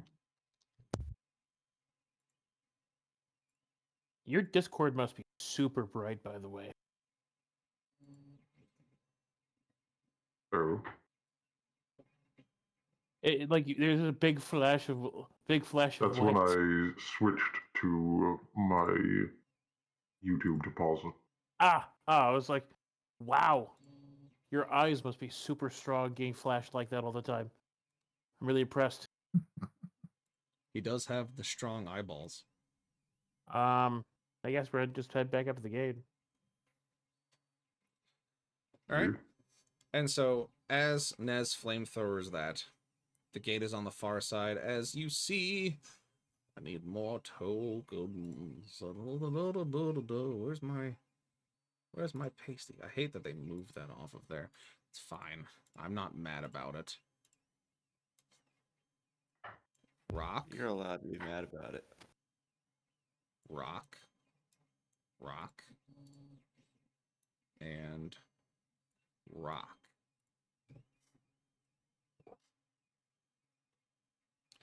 So, you flamethrowered the crab, it dies, as is tradition. And so you guys see that the way to the gate is clear, but there are 3 other rocks that have landed. They are open. And the corpses that you walked past, there are no corpses towards this end of the street. Scissors, L.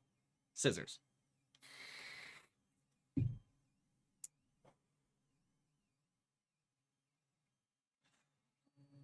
But Creed, in your perception, as you walk, you clearly see that there are bloodstains on the ground, telling you that there were bodies here. The bodies are gone.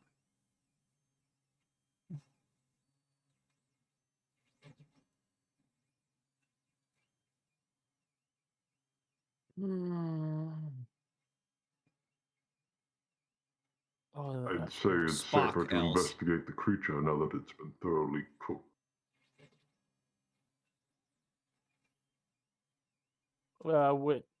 when Okra says that Creed is going to turn and deadpan stare him.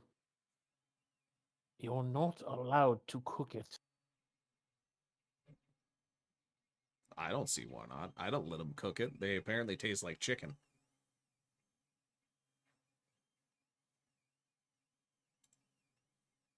I mean, if Akros is cooking it, I'll try it once.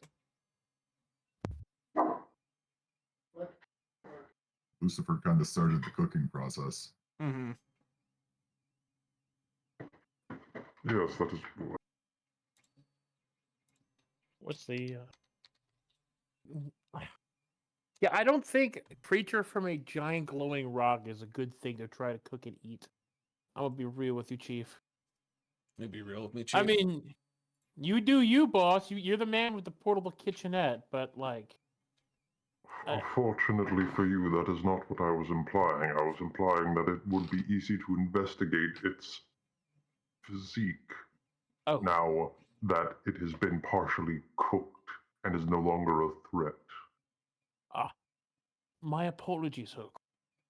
I'm aware of your zealousness for cooking, and well, it came from a glowing rock.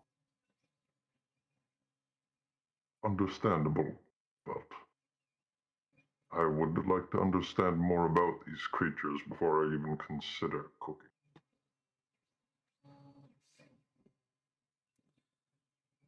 So, Okros, as you approach the thing, the gross creature that was, you know, flambéed, flame broiled, you can see that it is. It seems to match the description of what the people were screaming about of evil, angry turkeys. Because when it is kind of collapsed in and on itself like this, it looks like a plucked turkey, like before it's cooked. But you see that its front legs seem to have hooked pieces into it to latch down. Its back legs have almost reverse dew claws meant to grab into a target, as one would assume, food, climbing maybe. But you get a real kick when you flip it over, and you see that it has a round cavity in its center with 4 large teeth at the front of it. Almost like fangs of a viper.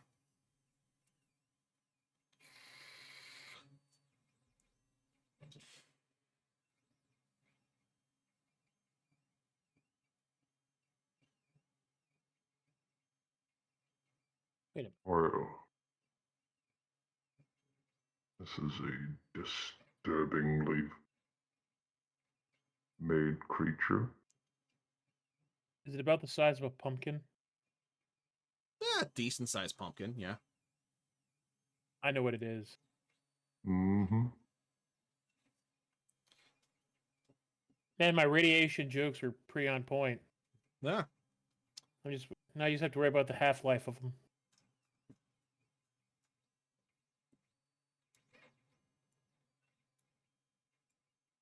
Yep. That was not subtle, sir. I know. I mean, it's better than mine. I just said fucking head crabs in the chat. Yeah. It took me a second, I'm not gonna lie. So I like that we're all surrounding this thing, basically poking it with a stick. I look over at the screen just to see dots everywhere. Just dots popping up everywhere. Yep. to be fair, only one of us is scientifically poking it with a stick. True. Is the artificer. He knows his specialty, and the DM can confirm this. He's a man of science. It's all about how you poke the thing with a stick. And it's also if you record it. Exactly. And artificer has a good memory. He's remembering this. He is scientifically poking it with a stick. It's also very helpful if you record all the methods in which you did poke it with a stick. Exactly. Like that's what you gotta do. You gotta do it. Personally, Freed staying as far away from the thing as possible because it came out of a glowing rock. But Nez seems to be having a good time poking with a stick over there, so good for him.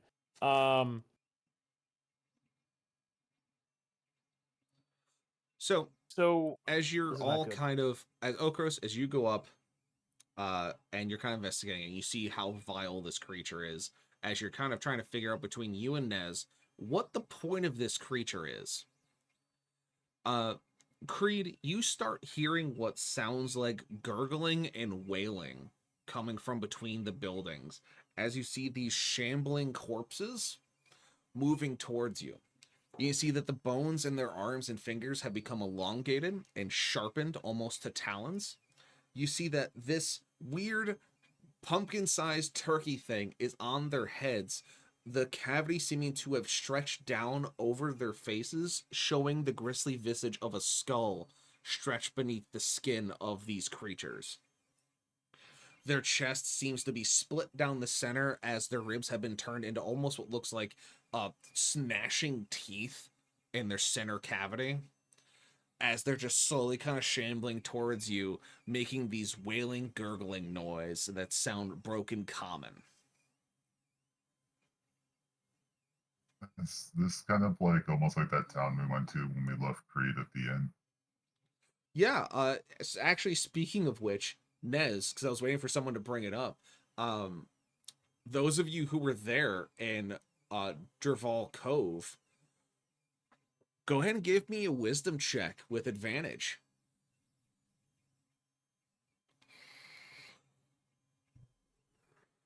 So I think that'd be everyone minus, so it'd be Nez and Okros, because Aura is AFK, and Adarian wasn't here for that. So I'll make it simpler. I'll just say it's the Nez and Okros roll the dice.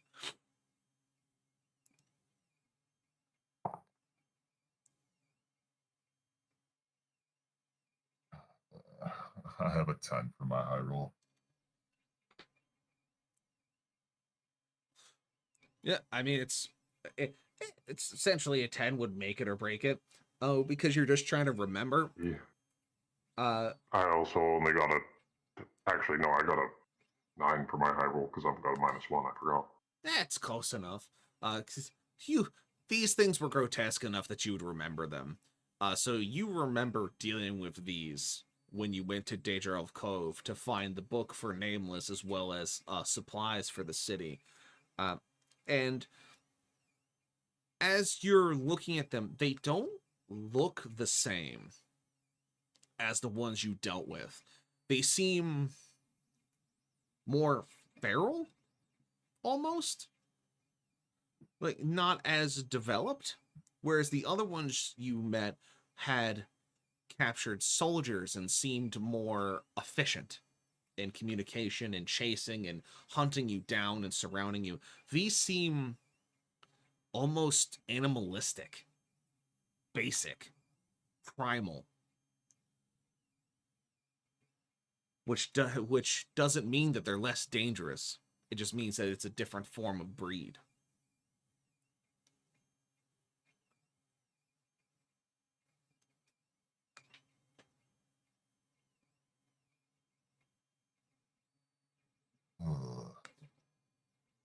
Lovely. I can't tell if this is better or worse. As I'm like looking at Okros with this statement.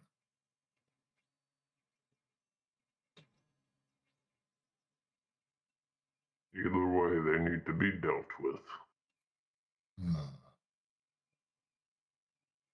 I agree with that statement.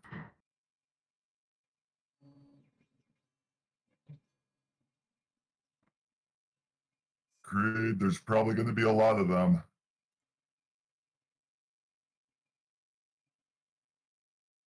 Well, and he's gonna draw his sword. Bound to have a fight sooner or later.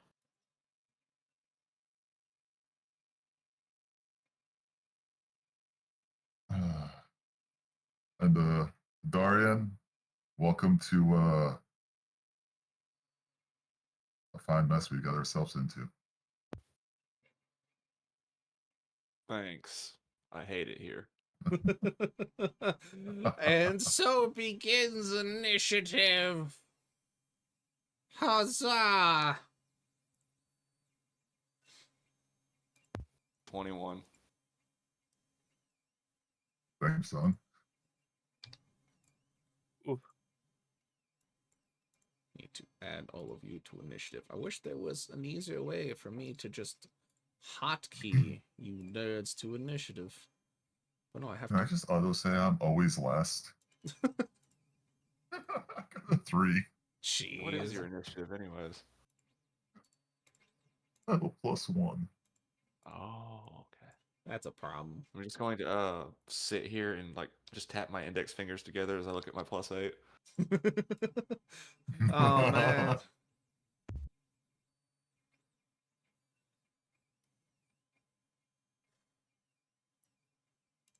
All right, so we're going to say that zombies are on one initiative and crabs are on another. Creed, what was your initiative? I got an 11. Got an 11. And then Mr. Okros? 14. 14. Very good. All right, let's roll for crab. Where's my initiative? They got a 12. And then roll for sandwich on the zombos. They got a 6. All right. So we're kicking off this mess with Adarian. Adarian, as you look forward, you see that there are 8 corpses with these weird crabs on their heads shambling towards you and your group, along with 4 of these smaller crabs among the mass. What do first, sir?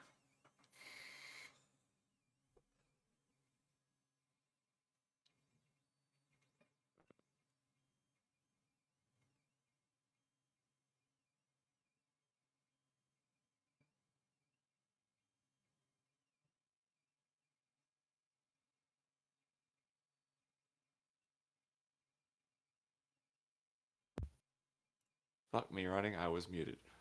I was asking, is this an obstructed battlefield? Are there like You are in an alleyways and open such, or street. They are coming out street? into the street. Okay. I'm going to just. Yeah, just going to use Eldritch Blast and open fire on the one closest to Creed because I don't want to get any closer to any of this shit. Fair enough. Yeah. Got to figure out where my shit is. 1 second. Sorry. Should be underneath actions or spells. Yeah, I was tabbed over to something else. All right. You nerd. Oh, damn. Okay. Well, the fucking dice landed right on my hit DC button. Move.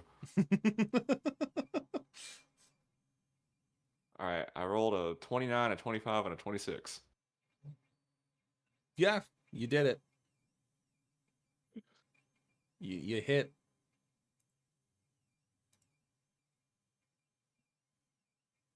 Uh, 6, 12, and 8 for damage. 6, 12, and 8. Very good. Yeah. All right. So you were just hitting that first one there? Yeah. Very good. Kabonk. Deceased.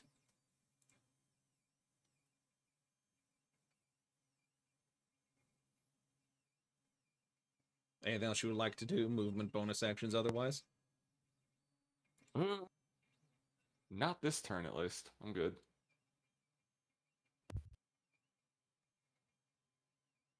All right. Very good. That brings us to Okros.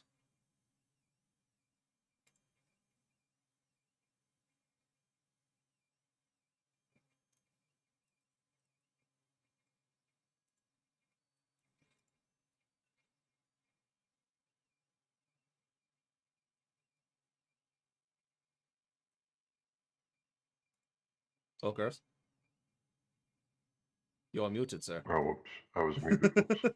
I do not have anything that I can really use at range.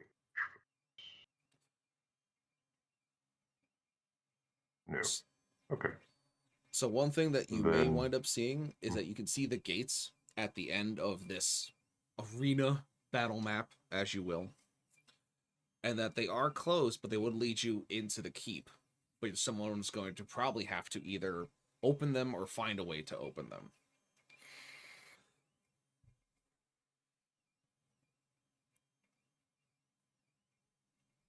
Fair.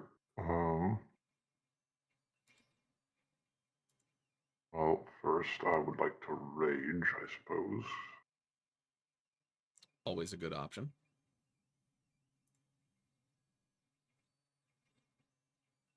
Which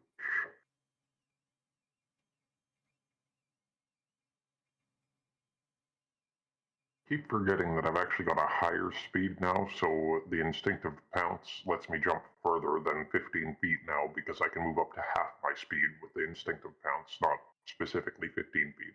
Nice. Yee.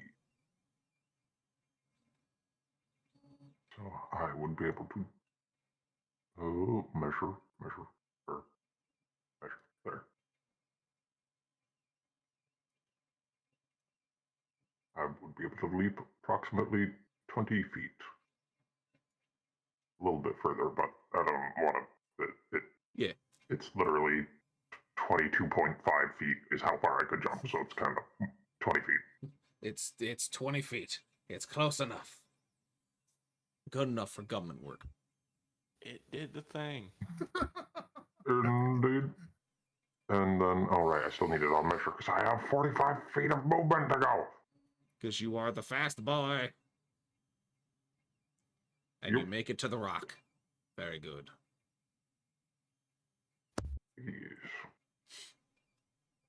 And these rocks are already spent, so it's empty and stuff already, right? Yeah. You said? They're just things on the map now. Okie doke. And then from where I am should be, yes, far enough that I can row a hand axe at one of them. Nice. Yeet So and I or will- delete. Yes.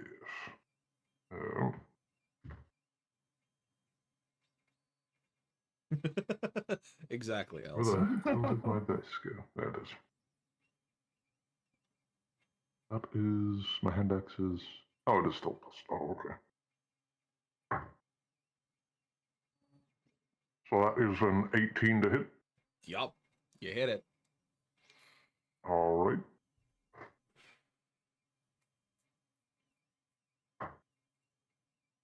Five plus 7 plus the rage damage, which is 3, so 15 damage. You kill it with a hand axe. You just yeet it at it, and it just sinks into the top of it as it just goes. And seeing as I have a second attack, I guess I will throw my second hatchet at the other one beside it. Yeah, I mean, that seems fair. Nat 20. Roll your damage and double it. I'm pretty sure you're gonna kill this one too, but I just want to see the numbers. Yep. Okay, so plus the rage damage. Yeah, so 32 damage. Ah! Yeah, no, you just you just hear another as it just it just flattens out on the ground, just sprawls out completely as you hit its nerve center. The legs do a funny little dance. Yeah, they go something weird and obnoxious. Yeah. Yeah, so you kill two head crabs. crab death. Head crab death WAV .mp3. Insert here. Yep. All right, that is the end of my turn. Yep. All right. Just rage, run, throw two hand axes, squelch two head crabs, call it a day. Speaking of which, it's crab time. Crab time. Crab goes da-doot, and then da-doot. And I don't believe they are close enough for the thing. No, they're not. Just barely. So then we are going to have crab here, dash. This crab, dash. And that's end of crab, leading to Creed.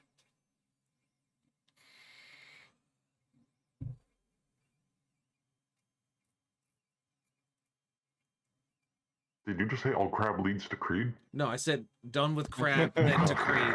All crabs do lead to Creed, but that is not the point of the session today. We're not talking about that. Fair enough. Sorry, as soon as you finished up with the crabs, I was walking into the bathroom.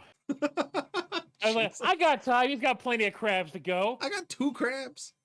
And as soon as I walked through the door, that leads to Creed. Like, come on.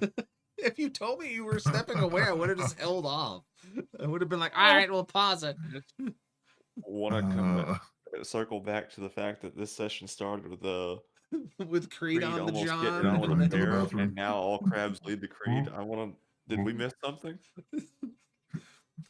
What actually happened in those woods, Creed? I'll be honest. If you had told me that this whole thing was going to, about Creed? Do what? No, I think he No, might no, be more stuff. hanging out for anyone. All right. Anyways, Yeah, let's he's see. not There's, anymore, but he was. so there's one right behind me. Yes, there is one behind you. If I had feet, that would work. Hooves make that difficult. I mean, I was gonna say, can I kick one of these things into the air for Lucifer to shoot? I feel like you could do that with hooves pretty easily. yeah, I mean, you could probably still do that. All right. Let's give it a shot. Roll me athletics. Donkey kick a crab, Creed. +7. That's a 24. Jesus. All right, quick, crab, deck save. You're small. You have advantage. Turn, see crabs. Out of the corner of eye, see Lucifer pointing with gun. Idea. So, what'd you get? You got a 24, yeah? Yeah. 24 to I got a punt I got this a thing. fucking 19 on their deck save. So you go to kick it, and you definitely launch it up in the air as it tries to jump away from you as you do it, and isn't able to. And so you punt it up in the air. So Nez, I'll let you use your reaction to shoot it with Lucifer.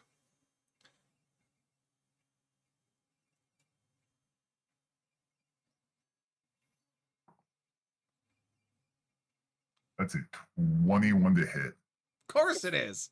Of course it is.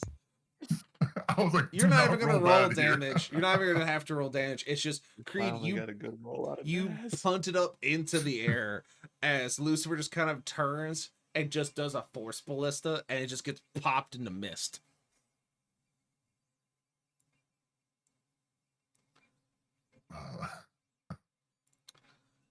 All right, Creed. What next? What are you gonna do? What's your next thing? Mister, I'm gonna use my action to punt a head crab into the air. Dude, I gotta be honest. If you had missed that, I would have been unbelievably upset. That would have been so awkward. I would have been right there with you. Oh my god. Okay, so let's see. All right, well, let's see. Okay, he's close enough. Do I go for broke and try it again? You burned your action kicking the first one, so you have your bonus action left. But I attacked. Oh wait, no, I think it's attack with a melee weapon. See, now he's seeing the fine print upon mine loins. Oh man, darn it! No, you attack twice instead of once whenever you take the attack action on my turn. And It you does took not say the melee weapon. athletics action to punt it into You're the air. right. If you You're were going to right. stomp it out with your feet, I'd say that was a melee attack, and yes, then you would be able to attack again.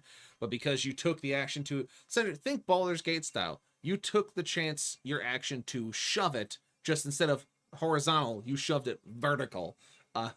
For the alley-oop from your shoved foot. it with your foot. Yeah, you shoved it with your foot into the air. So yeah, you can move, but you're only gonna get your bonus action. So you could do like a pommel strike or something.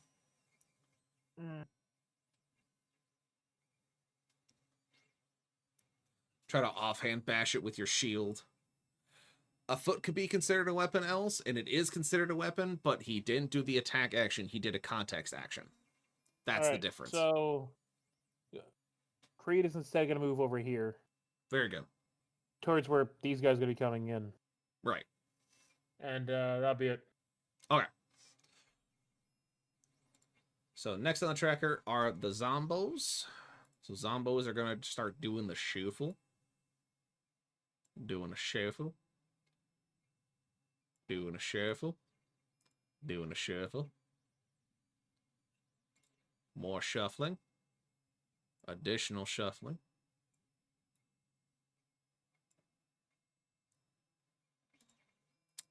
And we're going to say that these two here are going to try and throw rocks at Okros. One gets a 14, one gets a 19.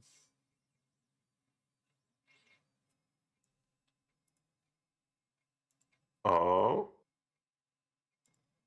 So both of those do hit because I've only got 19 AC. So the 14 wouldn't hit you though. So you only get hit Oh, by the yeah, 19. no, sorry, brain. Yeah, sorry.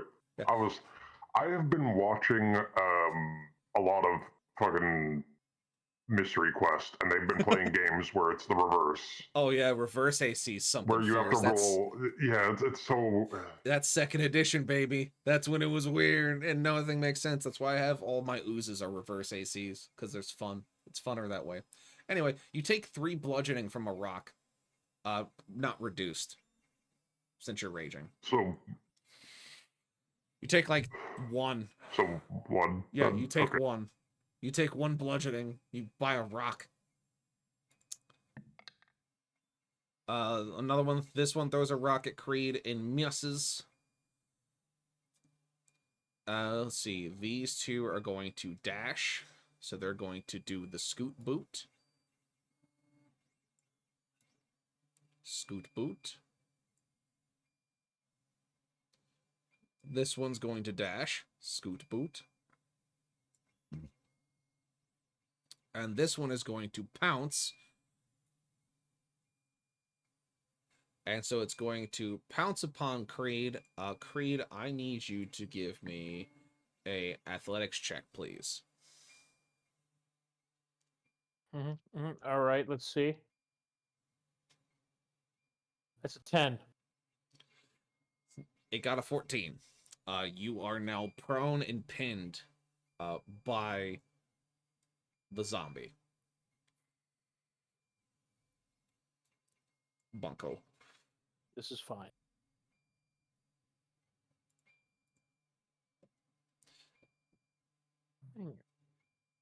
Zombie gets to try and do a big bite and misses completely. So you just get pounced. And because of the pounce, you take 9 slashing.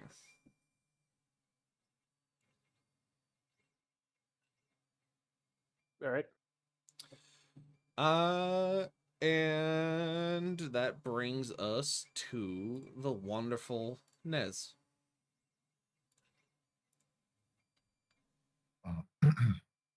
So Lucifer is going to use the flamethrower to hit the one that's like right next to me. Very good. That's a dex 17. Ready? Yeah. He crit fails it. Give me that damage.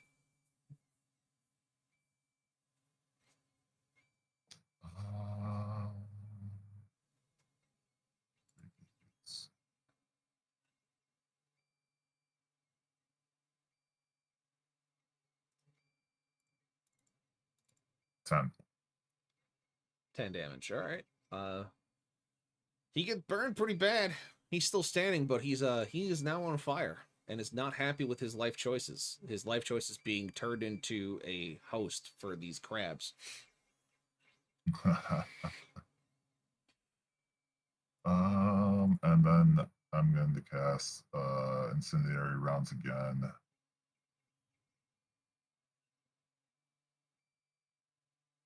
Let's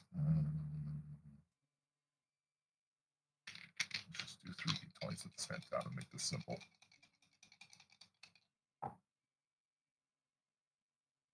A 15, 18, 23. And since I'm going to be shooting at like the same guys, I'm going to start with this guy here.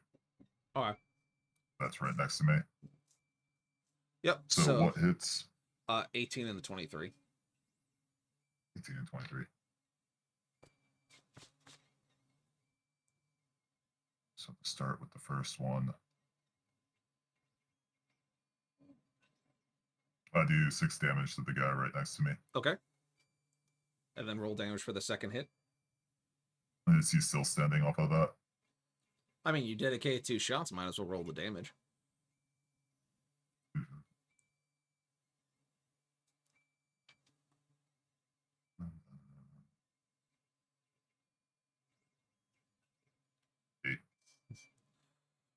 Yeah, so as Lucifer flames him as he rushes you, you pull your dread and just point blank shot him twice. As the first round hits him in the chest, second round hits him up in the head where the crab is. As the crab goes flying off and the body falls down into a burning husk. The crab is also dead. Just to make sure that you are aware. Bonk. Okay, so it's like fully.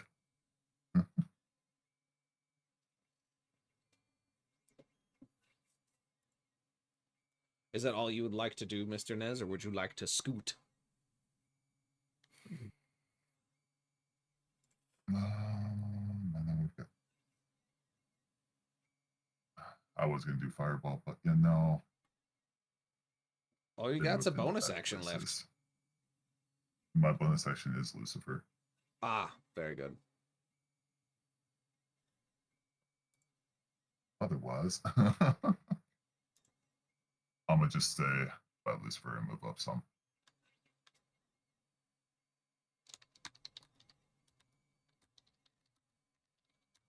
So that'll be my turn. Very good.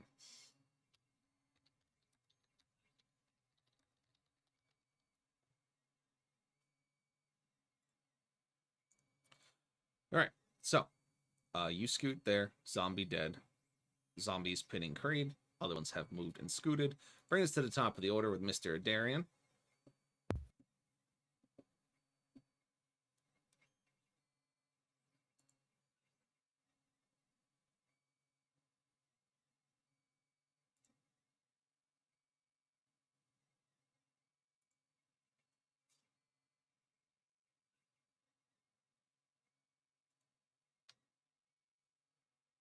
Are you muted again?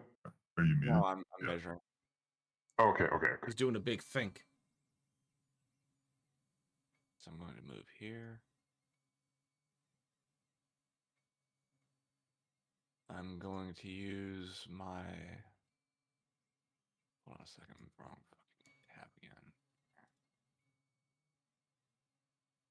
Where did you go? I'm going to use my bonus action to activate Spirit Shroud, or to cast Spirit Shroud, rather. Okay. And then I'm going to use my action to cast Eldritch Blast at.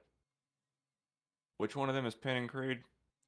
Disson, the one on the right. This. All right, I'm firing all three at it. Very good. Roll the hit. Roll back up.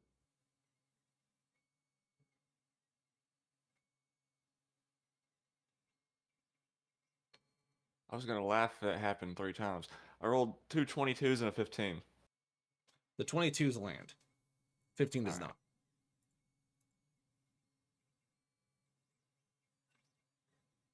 Seven and 9 for damage.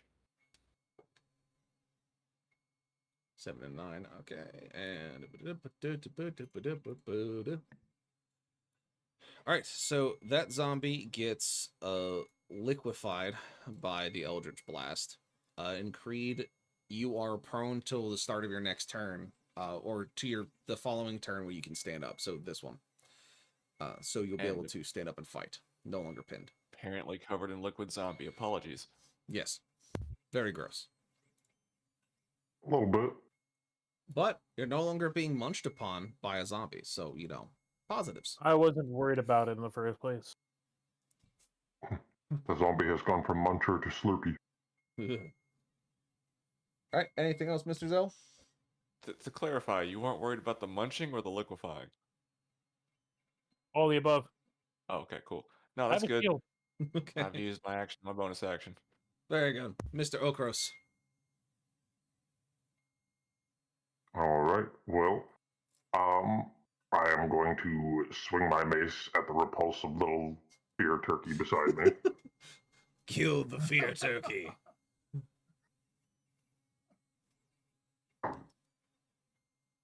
That is a 24 to hit. You hit. Roll dabblage.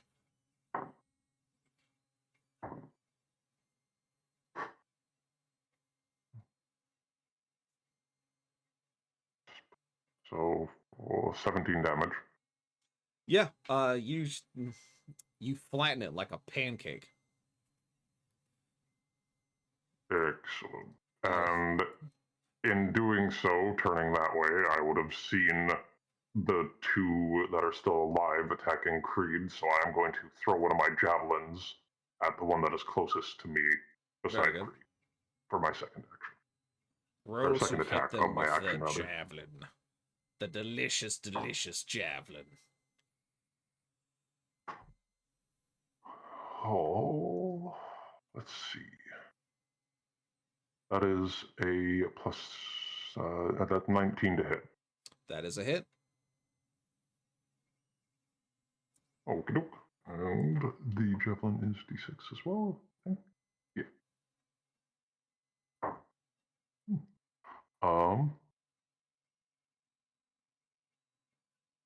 15 damage. Jesus Christ. Yeah, so let me see if he can still stand after that. He's barely standing, but that javelin is through the chest. He is the wounded. He's the no bueno. Excellent. That should be good enough to aid him for now. I am going to then run up to the gate and investigate, I guess, to see if there's any way I can see to open it aside from having to just lift it or however. So as you quickly take a look at the gate, you see that there are two large slots for viewing ports in it. So it'd be as if you were to knock on it, they'd open the slot, they'd talk to you through it. If you were able to be let in, you'd be let in. Otherwise, it seems like these doors go in, but you're not sure what the locking mechanism is. Oh, I'm being rated. Hold on. Oh. I heard my thing go off. Oh, Trimtech's here. Thank you for the raid, buddy. I don't know where my alerts have gone. They're not here. Hello there. Thank you, sir. Big appreciate. Thank you for being here. I don't know, but I appreciate it regardless. Thank you for coming in. I was just explaining to Okros what he was seeing with the large metal gate that he is standing in front of. But thank you for the raid, sir. Thank you for bringing in your community and trust me with them. As we take a little meander off this path. Hi, I'm Grimhour Productions, also known as Burn/Grim. I'm a dungeon master. I run D&D stuff. I'm here with my party today as we're doing our bi-weekly campaign Beyond Etheria Ashes. This episode's known as Baldur's Gate. Not Baldir as in Baldur's Gate from D&D, Baldir as in the god from the Norse mythology. They're currently fighting a bunch of very spooky-looking zombies and crabs. I have been a dungeon master for 20 years. I've done numerous campaigns of different sizes and whatnot. I also stream variety stuff. With me, I have a bunch of my friends here in this party that are also streamers. They should be listed in the title along with myself, and we just have fun here. Schedule and Discord and all that kind of stuff are in the description if you want. Links to follow, to stay up to date, and of course, stay and enjoy the show. But if you got a raid and run, I don't mind it. Go forth and conquer, and you can always come back for more later. So, again, thank you so much, Jimtech, for coming and raiding into us. Super appreciated. And we're going to step back into the big funny ha-has of what we're going on. So, my dear Okros, as you're looking at the gate, you see the two viewing slots that they can simply open to look into it. And a smooth finger strike again. As you're looking into it, you see that the doors should open inward, but you're not sure how they're locked. So you're not sure if putting your full force behind it would simply open it, or it may give you a little bit of an issue. Either way goes, you believe that there may be someone on the side because you hear commotion behind the door. So at that point in time, it's how would you like to go forward? Would you like to knock on the door to try and summon someone to the viewing port? Or would you simply like to throw your entire force into it to see if you can push them open, try to break through whatever locking mechanism is holding them shut?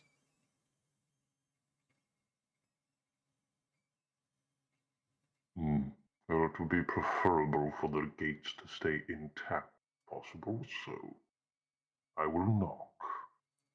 Very good.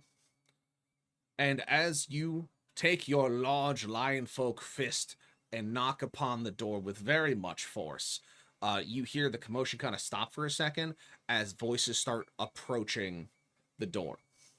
And so we'll swing from you for a second as we will go to the crabs, which all the crabs are dead, so their initiative is Dungeon Rings, which means we'll swap to Creed, who is surrounded by zombones.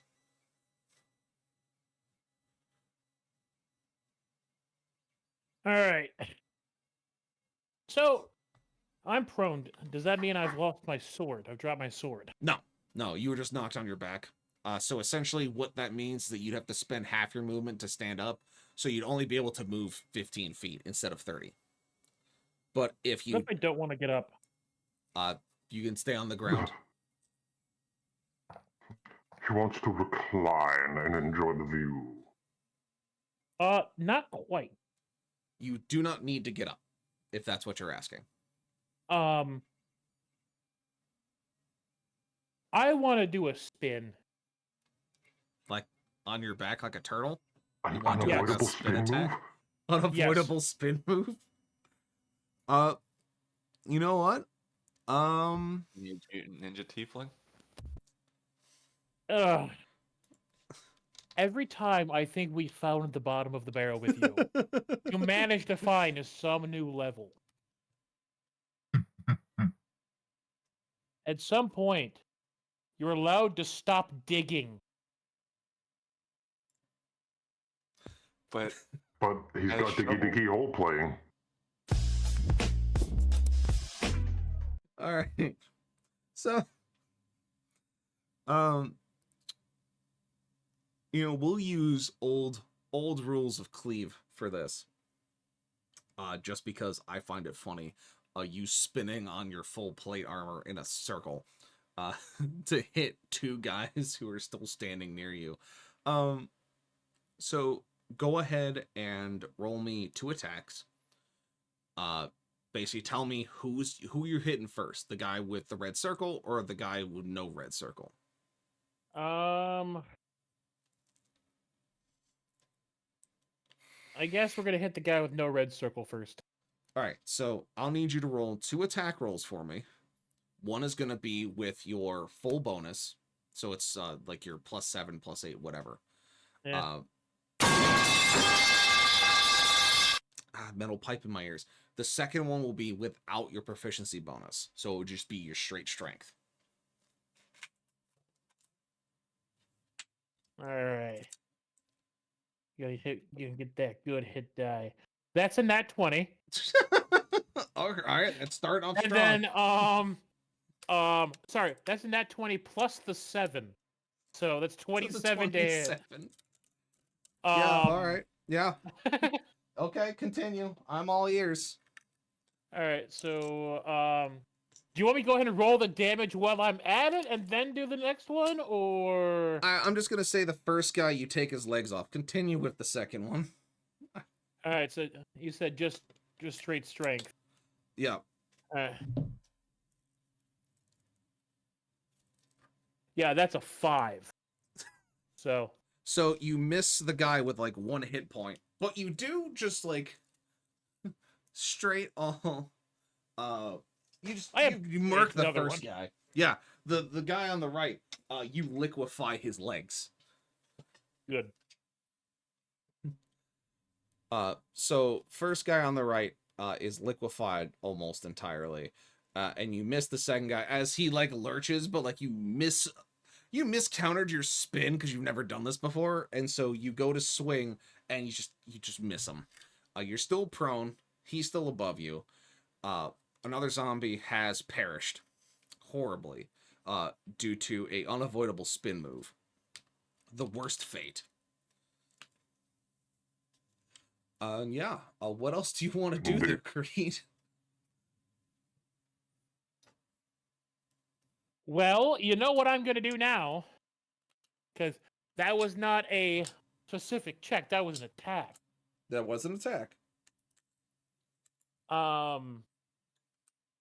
I think I'm going to go Spin again. again. And I don't have to spin this time. One of them is already dead. So you're not gonna spin. You're just gonna stop moving and be like, I missed one, and you're just gonna like swing again at him from the ground. Oh, sorry, missed you. Don't want you. Oh, sorry. Apologies. You appear to be left out. It's rather rude of me. And he's gonna stab again. You appear to be left out as he pulls back the greatsword and stabs the man in the fucking legs. Sure, roll the hit. That's a 21. God damn it. Yeah, you hit him. You hit him. Roll damage. You don't want to be rude. You don't. You don't want to be rude. That's right. That's 14 damage. Yeah, that's more than enough to kill him because he had one left because he had feel no pain from Okros's javelin sticking out of his fucking chest. Glad I could help. Yeah, so that boy is done in rings. All right. Can I use my bonus to stand up? You haven't burned your movement yet, so you can just stand up. Beautiful. Now I'm upright again. Heck. 2 Wonderful. kills and I get to walk again? W. Do you walk anywhere with your 15 feet of movement still, or do you just chill out where you were? I mean, there's 3 dead people here now. That's kind of depressing. You say there's dead people here now? That's depressing. I say that out of character. In character, Creed is definitely bothered by that. I know you're bothered by it. He's gonna move a little bit. He's gonna move up about 15 feet. All right. You do it without a problem. Nice. Nice. A10.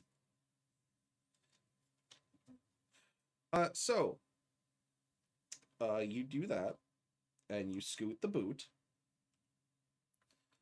And that brings us to the zombies while I try to get this stupid blade back in its container. It's being a turd burglar.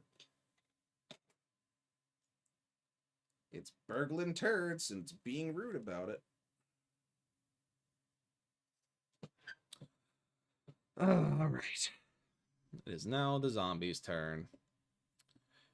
And there's 2 of them. And they're out of range of basically everything. Let's see. Can we move them? Ah, very good. So they're going to go there. That one's going to go there. That one's going to go there. And, Creed, I need you to make me another athletics check to not get pounced upon.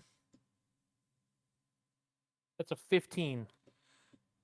You beat it, so you resist being pounced upon, but it is now in front of you.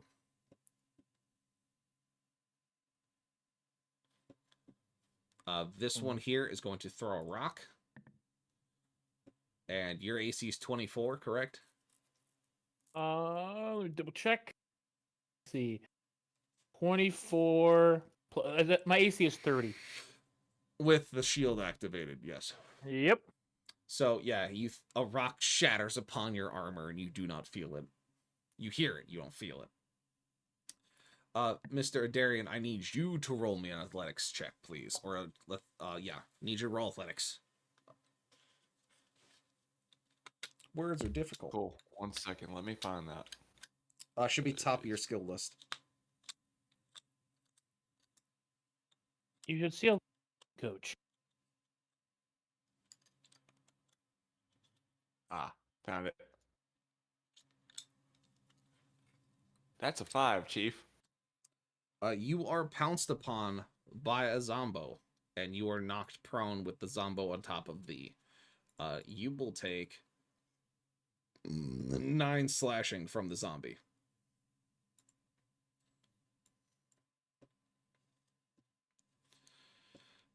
And that was just the 3 on the board. It was just the 3 on the board. Very good. Which then brings us to Nez.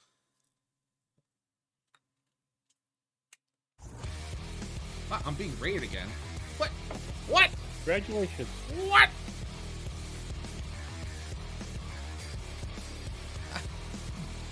All right. Why are there federal agents at your home? I don't know. I don't know why I'm being raided again. Thank you. Give a nice little shout out to Mr. Mr. AJ. Hello there.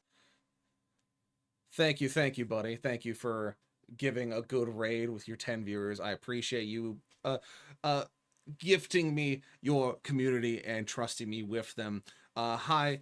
We're going to have to go through the whole shticking because Jim was just here, so we got to go through it once more. So, thank you all for being here. My name is Grim Hour Productions. I go by Grim and I go by Burn.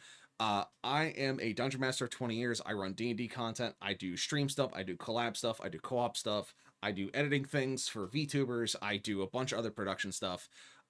He rated early. That's fine. It happens. I do a bunch of variety streamer stuff when I'm not doing D&D things. And yeah, so right now we're running this homebrew campaign called Beyond Etheria Ashes. Maybe I am finally getting popular. Who's to say? Finally crested that hill. But yeah, so thank you for being here. Thank you for being part of this. I have two of my friends here that are also streamers. Mr. Rex is Mr. Stealth. They are also people that I go and do collab stuff with and co-op stuff with.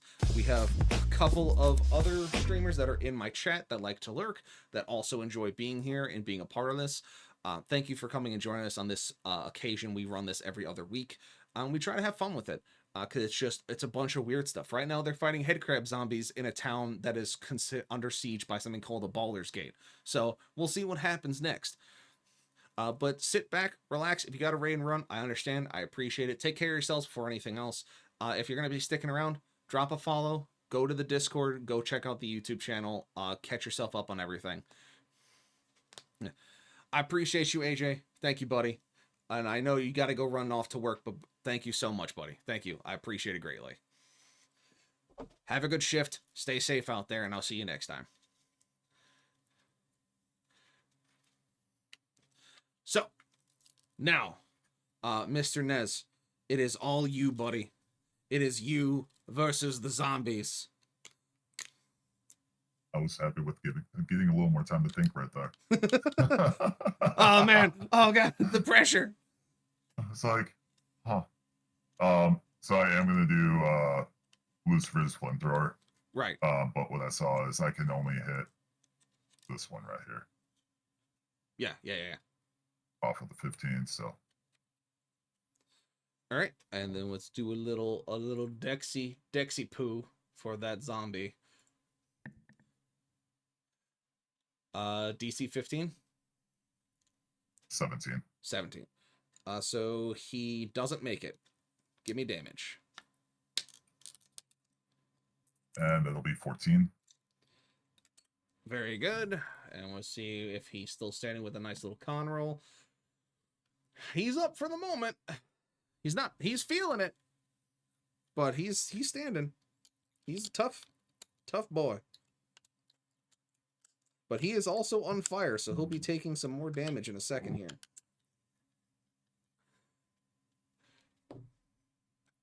And then I'm going to do my last level 2 incendiary rounds. And I'm actually going to start by targeting the one that's on the Darian. Very good. Roll to hit, sir.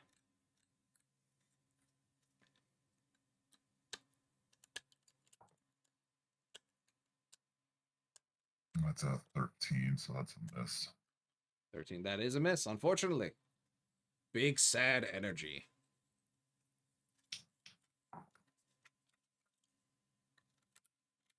And 14's a miss, but 22's a hit. That is a hit.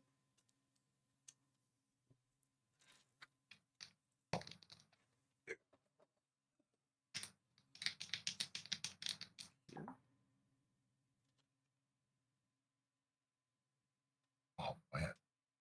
That's only a 4 fire damage. Only 4. Cringe. That was a low roll.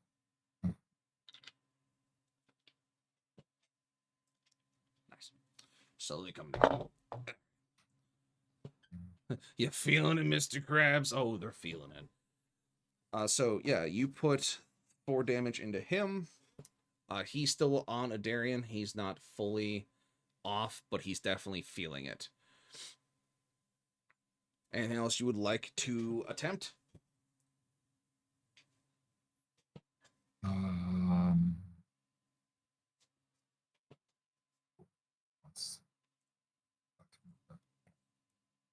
I'm gonna come over here. So on my next turn, if I need to help, still try and help him off. Very good.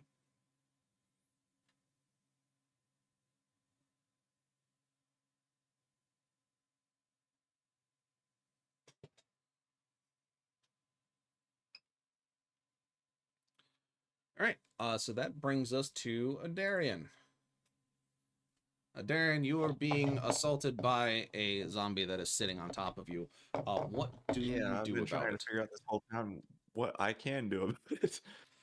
I don't So, think I can cast anything when I've got a zombie sitting on me. So you can fight it, and by fire I mean like you can do a athletics check to throw it off. You can do basically anything in your power that you can think of. Essentially, think of if someone was on top of you trying to maul you. What actions in your mind you could do to try and stop that from being a thing. So what kind of check would it be to throw this thing off, or try to push this thing off of me? Would be athletics opposed against it, much like what it did to pounce on you. Yeah, I have a -2 to that. That sucks.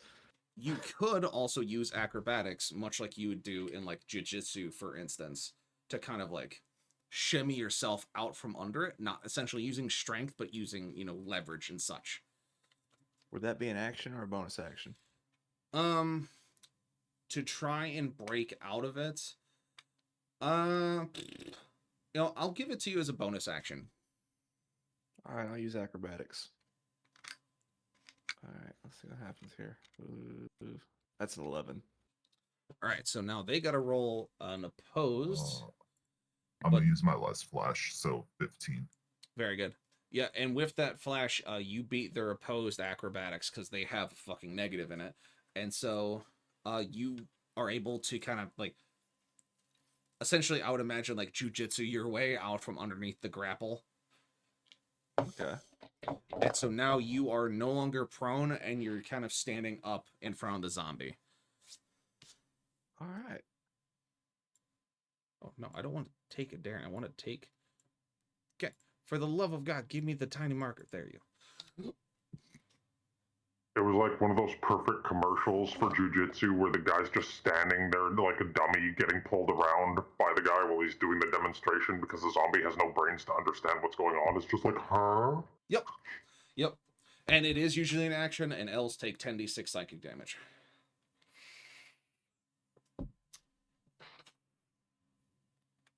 But yes, so you are now standing in front of the zombie. I love how my alerts are labeled as a raider from Firefighter Agent. Because I was in his channel. I noticed that when I did the bot staff shout bonk. out. Yeah. I am rolling for staff bonk. Staff bonk. Roll 21. for staff bonk. 21. That's a bonk. That's a hit. 14 damage. Yeah, I mean that's enough to drop him. You whack him over the head, and you feel something crunch underneath the staff as you bring it up and over. As you hear just a, oh, I'm sorry, the mic didn't pick that up. From the crab, as it just kind of squelches around your staff hit, and the zombie crumples underneath the impact. Cool. Yeah. What's still next to me? I'm just gonna chill here. That's all I'm gonna do for this turn. Very good.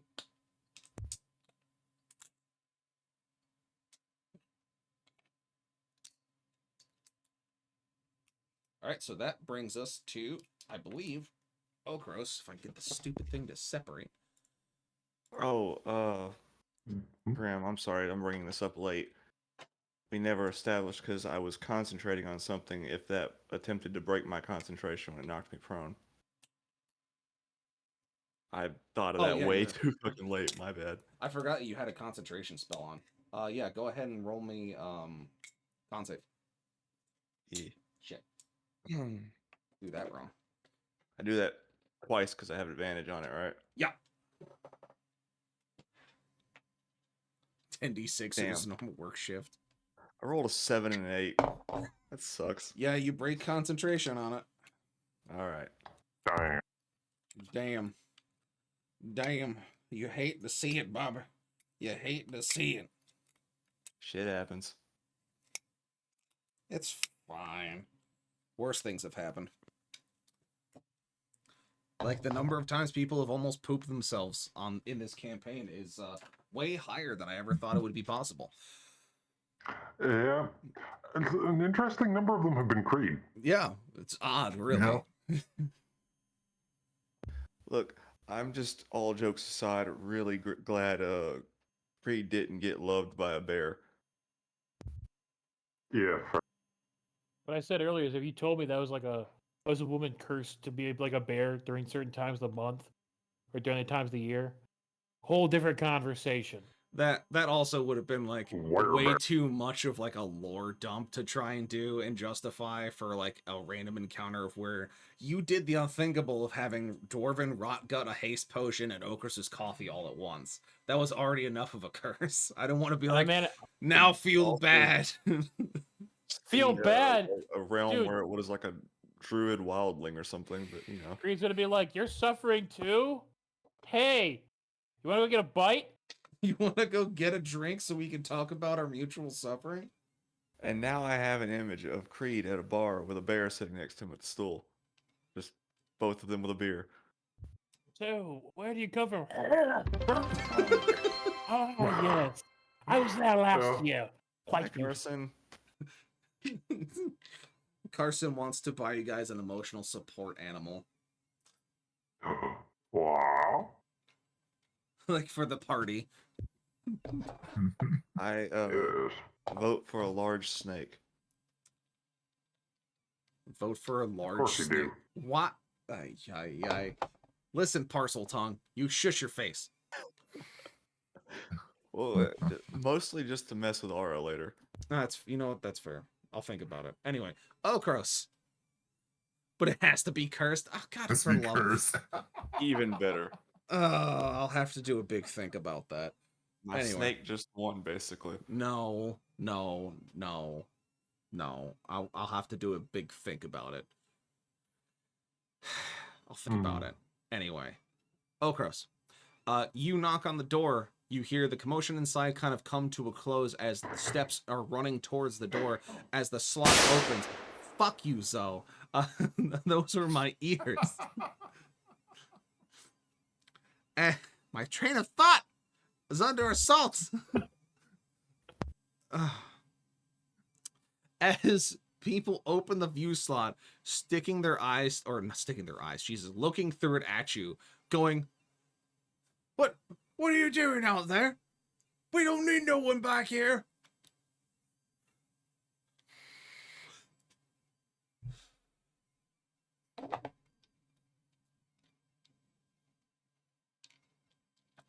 Really? Because it seems like you're under siege.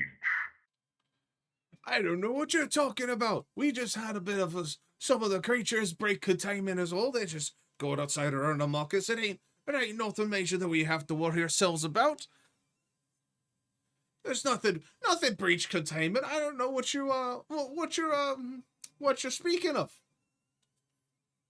So you're telling me that the beasts that broke free were under your watch and you were not concerned at all despite the lack of safety displayed and the casualties to those under your watch?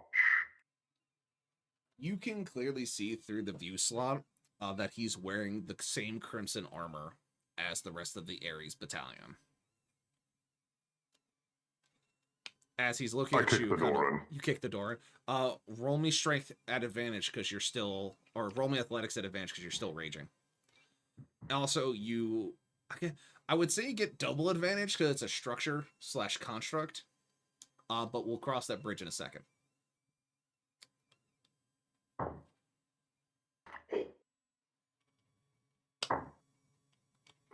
Okay. So you said athletics check, yes? Yuppers. That is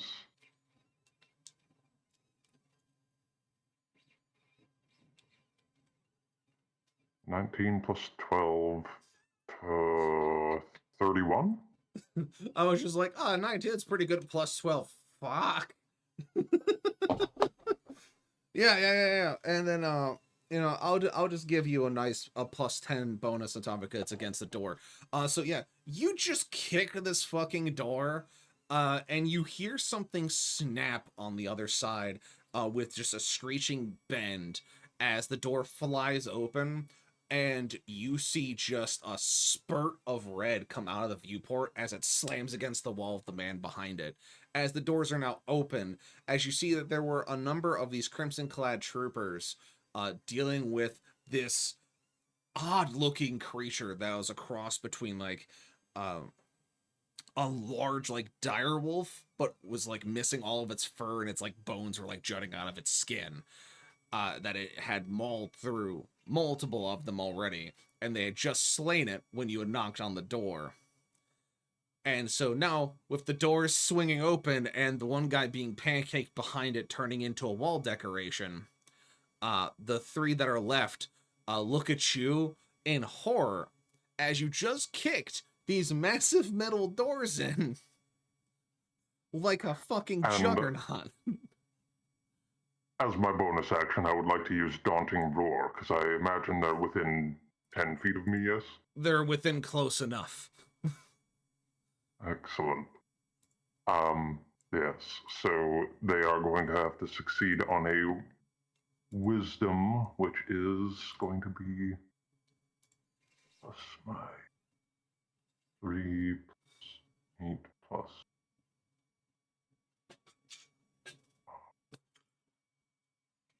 I'll have a DC 16 wisdom save. So, one passes with a natural 20. The other two fail and run away. They see you, they see the creature they just fought, and they just go, no, and they run. Not into the keep, mind you. They run out the door past you into the street.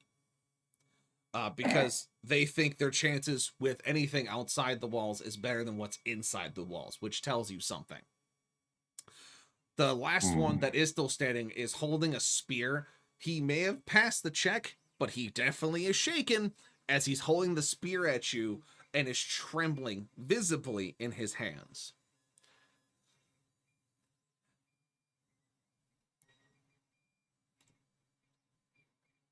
So, I don't have an action left, though, because I used my action to kick the door in and then... So. You're essentially in context right now. So if there's something that you would like to do... Would I be able to grab the spear and just kind of rip it out of his hands and spin around and hit him in the side of the head with it? Roll me intimidation.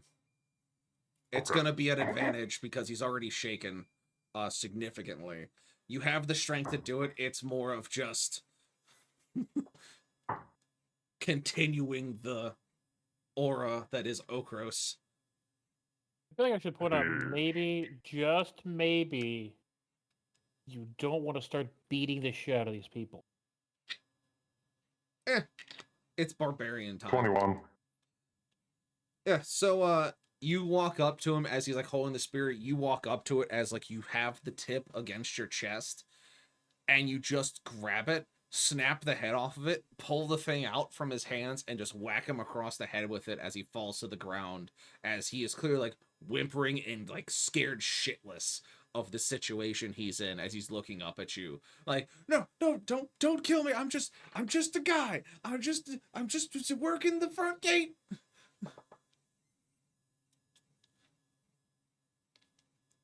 Now, tell me about this keep and the creatures contained within.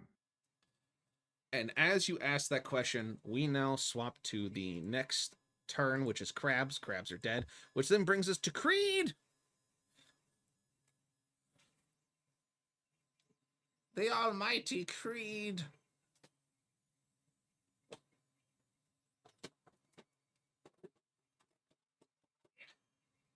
Oh.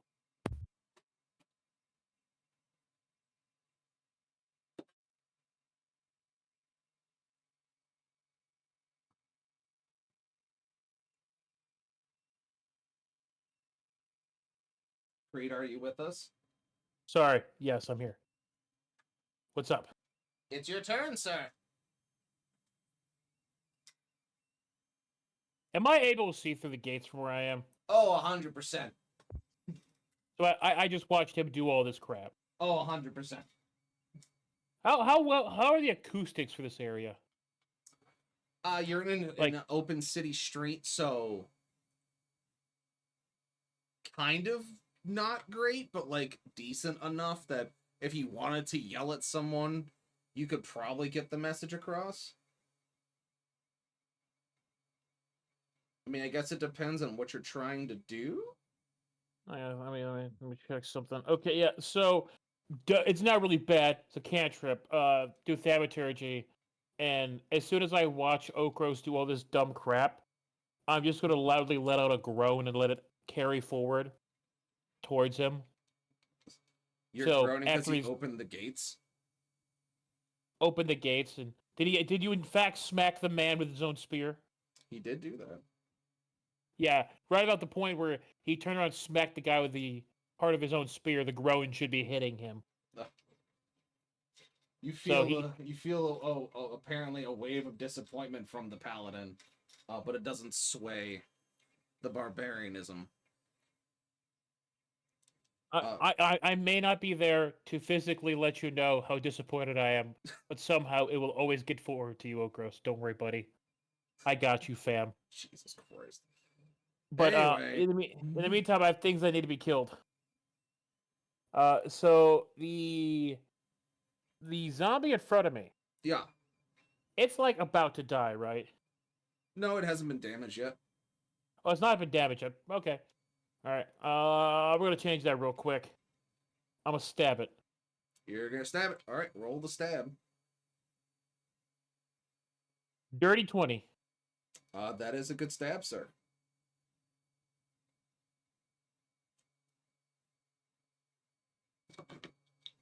Two D6 plus 2, and I get a 6. Well, Oof. you know, that's what it's hit number 1. I got That a is second hit chance. number 1. All right. That's an 11 to hit. That is not a hit.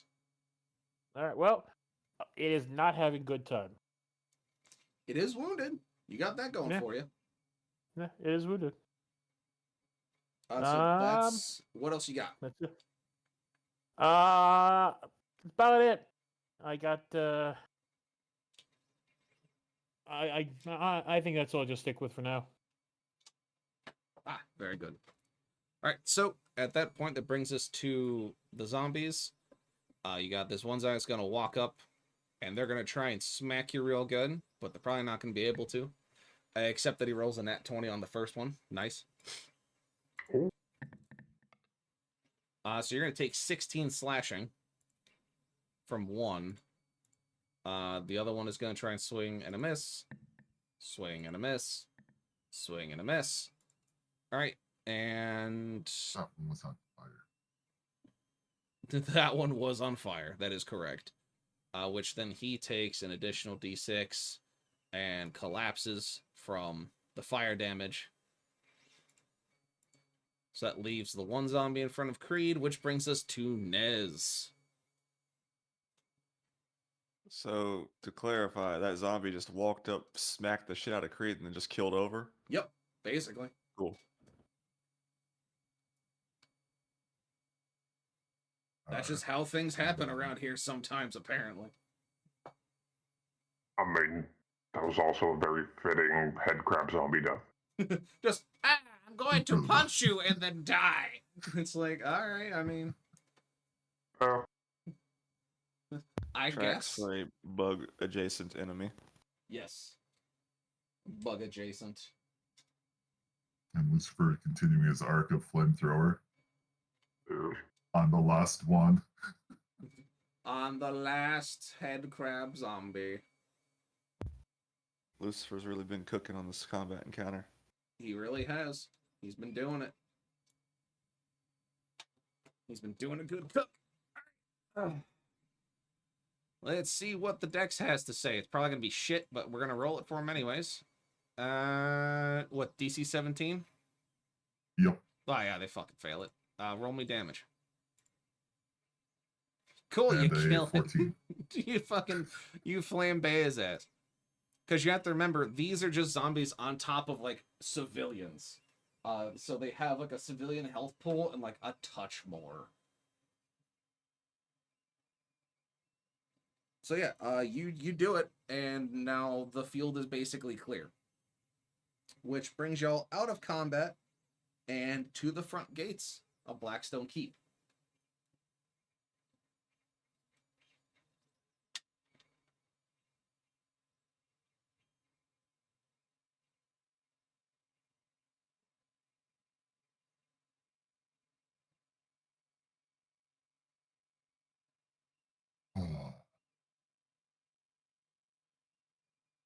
So we can just kind of move up then. Yep.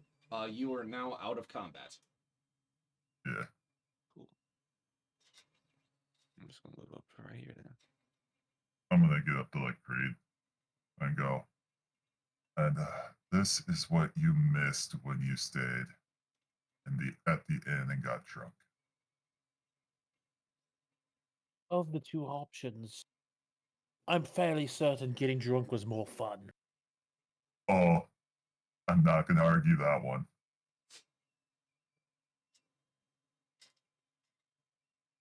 While you were busy getting drunk, we were fighting zombies in a bombed out city, man. You don't know what you were missing out on. This is just that whole you didn't miss out. I do want to I want to roll for perception. Okay. Korean's going to walk around and see if anything stands out about all these zombies. Okay. Roll me perception. Oh, you kidding me? Oh, I got an 11. It bounced and slid on the 20, and it's like and six. With an 11, you can essentially see that these are civilians that have been taken by these weird creatures, and that their bodies have been forced to morph into some kind of weird amalgamation because of these creatures. Are you looking for anything specific beyond the ordinary? Wouldn't really know what to look for. But well, no, it's just like... Oh, go ahead. Sorry, you are the I'm DM. asking you more along the lines of, you were looking for something out of the ordinary or something about these civilians. What exactly would Creed be looking for in that sense? So he would be looking for anyone with, I mean, for a different way of putting it, like extremely out of place clothing. Something that would imply like these people are not from here. Oh no, all these people look like they belong in this city. Yeah, okay. So that's just more or less what he was going to be looking for. Yeah, something that stands out as being unusual. Oh no, these people just were civs. They were civilians that had a really bad time. All right. Beyond that, he's going to head up. You all right? It's coming together, folks. It's coming together. Just happy they weren't as organized as last time. Well, like I said, last time they were a whole nother breed. That was a whole nother encounter. These are special, I guess you could call it. All right, so I was continuing that as I walked up with Creed. yeah. So as you enter the front gates, making your way into the open area that has been cracked open by Okros as he reacted on instinct to get the doors open to get you guys inside. As you can clearly tell, with Blackstone Keep, you have all been around other castles before, whether it's in Ravenholm, whether it was in Glacier Keep, whether it was in New Haven, whether it was near Westminster, all these different towns you've gone to, all these different keeps you fought through, fought to take back, etc. You've almost, they've had the same similar structure. Very almost hexagonal like layout, battlements, turrets, murder holes, like holes for archers to fire out of, very straightforward gates, either with iron crisscrossing grid that goes over a drawbridge, or large wooden doors that are reinforced. All of them look relatively the same because they're all built the same way for the same reason, to be basically make easier to not break into or siege efficiently, or whether to just negate attacks and such. This keep, though, is an entirely different approach to that situation. You do not see the holes for the archers in the walls. There are no gaps in this wall. The stone has been polished smooth so that not even a great assassin or a spy could crawl up the wall with time given by footholds to get over the top. Even the edge of the wall at the top seems to be bowed outward and curved to make it almost impossible for someone to climb up it. The gates themselves, as you come across it, are just made of wrought iron. Thick iron doors on thick iron hinges with multiple bars holding them shut. If it wasn't for Okros, you would not have been able to get through it unless someone opened it from the other side. Oh. I realize what we've just broken into. So what you're telling me is that every other keep we've been in was designed to keep people out, and this one is designed to keep people in. Keep something in. It's meant to do both. Other keeps are able to have people traverse in and out of them efficiently as necessary. This one, though, seems that it's been built almost to not only stop anything whatsoever from getting into it, whether it's a spy or otherwise, but it's also meant to keep things from getting out efficiently, because the stones seem thick and well polished and well maintained. Everything seems up to code to an extreme degree. Like the craftsmanship is way above anything you could possibly see. Even above this door, there is a drop gate that seems to be made of a singular piece of metal that would just cover the entire gate on both the inside and the outside. Like, there are precautions put in here that make no sense to you, especially you, Creed, coming from the Glass Keep, which is one of the more sophisticated military bases in the region before the Godfall. You did not have this, and you had 4 perimeter walls built around this thing. So the Blackstone Keep is intense to look at, and you start to see why it has its name, because the stones of the wall almost look like they're made of obsidian. They're polished and they're dark in color. Like, it seems like it's made out of pure bedrock, like extremely dense material. If you had a dwarf with you, they'd be having a field day looking over this entire thing. But as you step into the main entryway, the doors buckled inward because of Okros, you can see the same scene he walked into. The one guard who gave him shit and was basically telling him that it's not his problem that something got out, splattered behind the steel door that was, or the wrought iron door that was swung into the wall.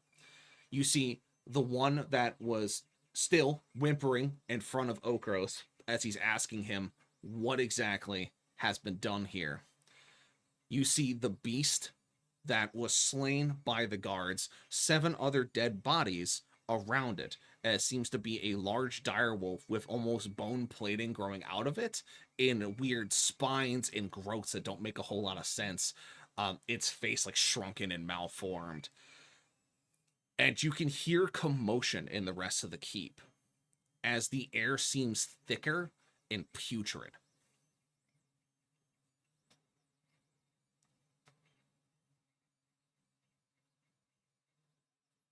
And so you all walk up to see Okros basically talking down to this guard that he is disarmed.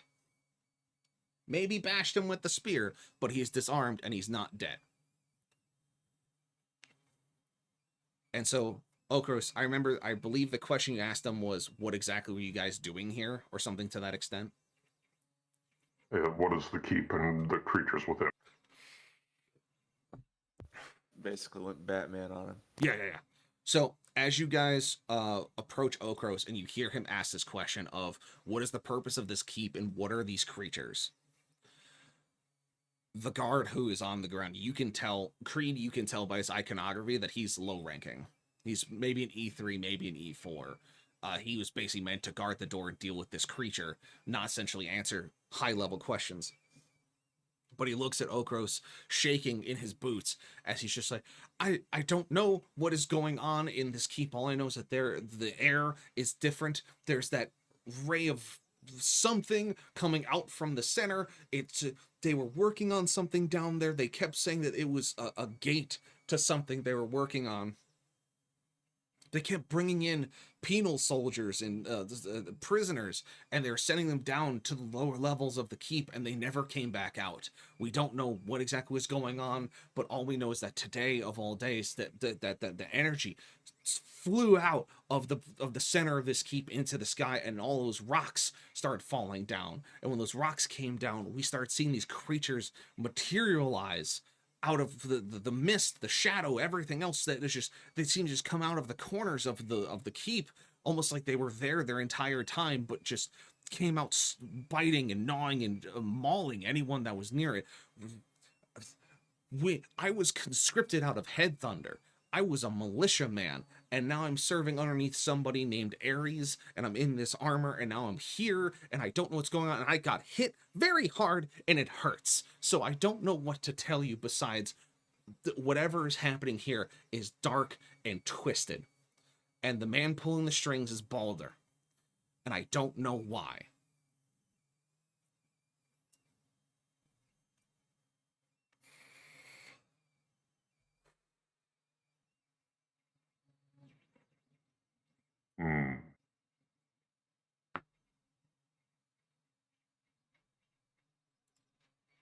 Well, I know a certain somebody who'd have a field day knowing that the keep he's been sending troops to is apparently under the command of Ares.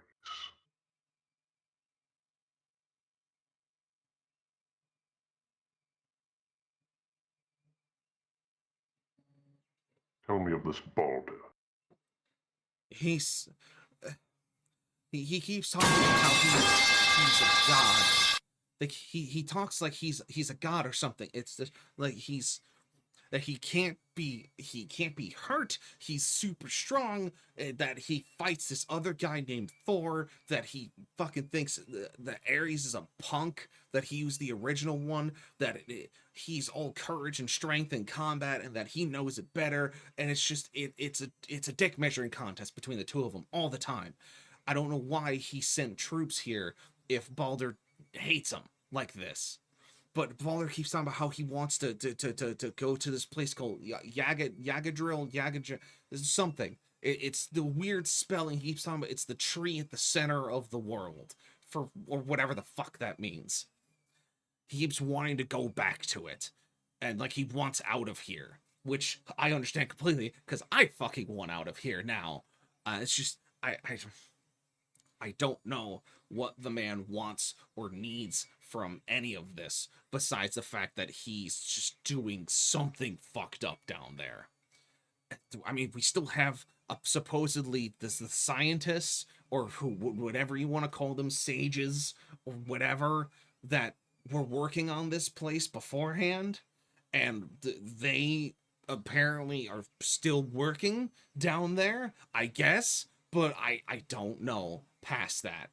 He's a real big asshole. Okay, he's an arrogant shithead who treats us like expendable people, and I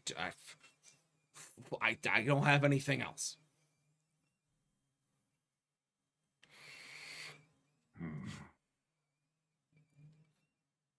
All of Thank you for have, the information. Yeah. Be gone from my sight. Yeah, 100%. I'm out of here. And he scrambles to his feet and he runs past you and the rest of the party out to the street and just keeps on going till he disappears from view. All of you heard that explanation as you walked up behind Okros as he was getting information out of this guy.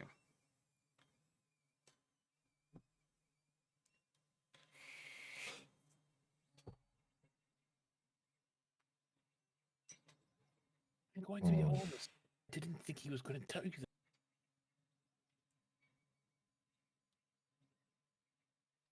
Creed, you cut out. Try again. Oh. Like, why'd you... I didn't believe he even knew that much.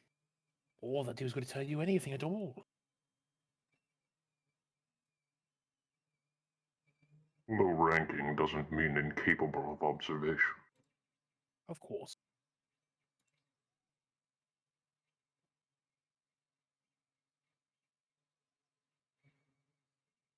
But now we know. Creatures materializing from the mist. Strange beam of light. Sounds like Baldir has himself one of those crystals.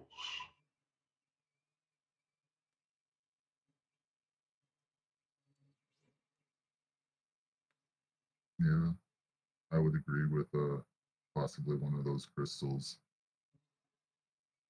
After I'd inspected like the one a little bit more. And I also want to go up and inspect like the larger beast they took down. Yeah, as you inspect it, you see that it's sizable and strong.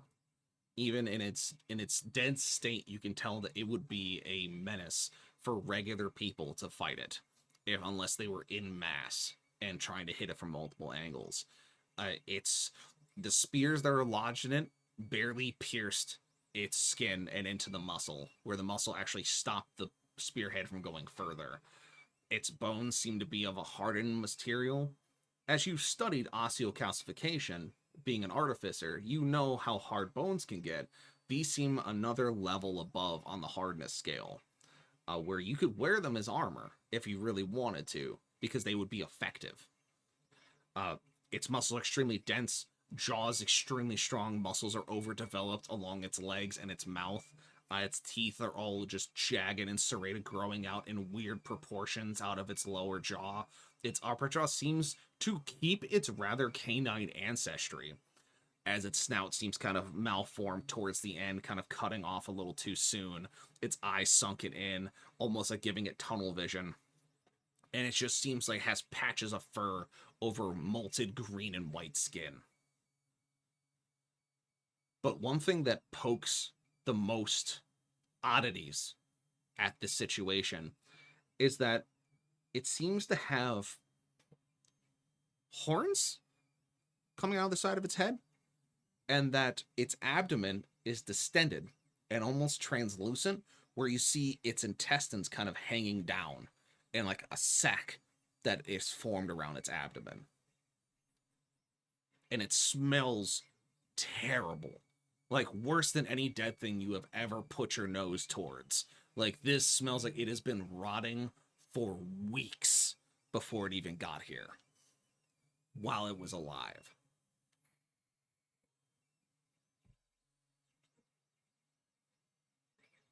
Wonderful. This is not something I'm going to be looking forward to at all. At least seeing it while it's not in this state.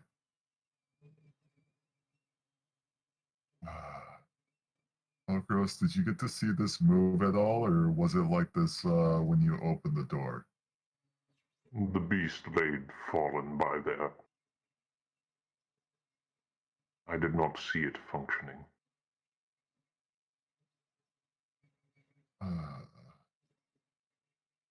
I'm more worried about what other beasts might be the further we go in.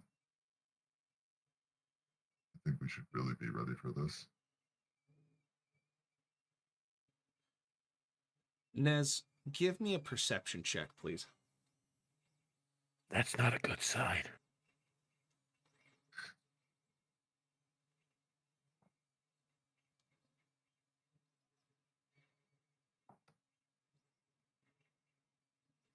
Oh my god, that's actually a good roll. 14 plus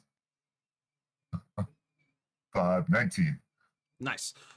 So as you're walking back towards Okros, kind of asking these questions, you feel your foot hit one of the deceased guards. And as your foot kind of hits it and you look down so you can kind of step over it, you see that it has a massive bite wound to its upper arm. But its skin, its flesh, is already in advanced stages of necrosis. Like rapid onset decomposition. And this guard could not have been dead longer than maybe 20 minutes. And it looks like that if you lifted its arm, it would detach itself from the bone. That's how advanced the rot is.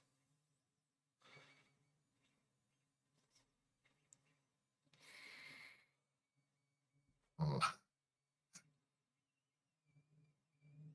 Um.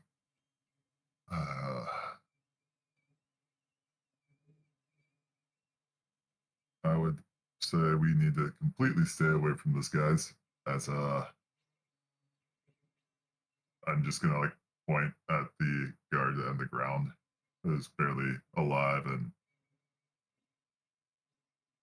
actually, I'm gonna grab the arm, like you were saying. How possibly if I just move it and just see if it actually detaches as I like pick it up for an explanation for them to see. You grab it by the wrist and you just gently lift it like you'd lift, I don't know, like a bag of groceries.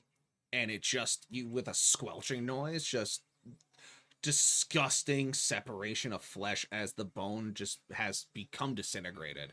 And you just lift up the arm and it is just rotten flesh on the stump. Something should not decay this fast. So, Indeed, it should not.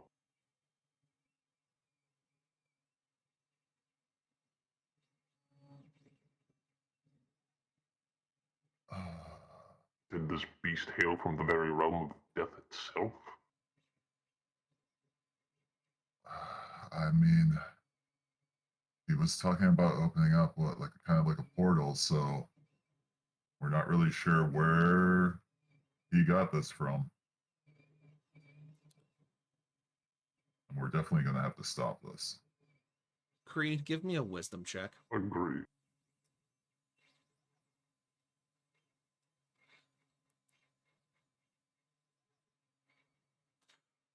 And Nez, give me medicine as well.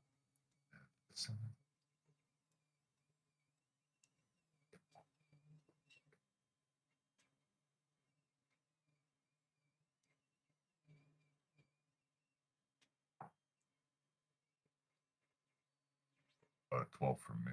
Okay. Creed? Medicine, right? No, I need you to give me a wisdom save or wisdom check, Wisdom. please. Sorry. That's what I was waiting for. Okay. Okay, I have a +0. That's a 19. All right. So, we'll start with Nez. Nez, you recognize this as some kind of flesh-eating sickness, some kind of just nasty, nasty plague. You have read in your travels how they have dealt with this before, and it is just to burn it the fuck out.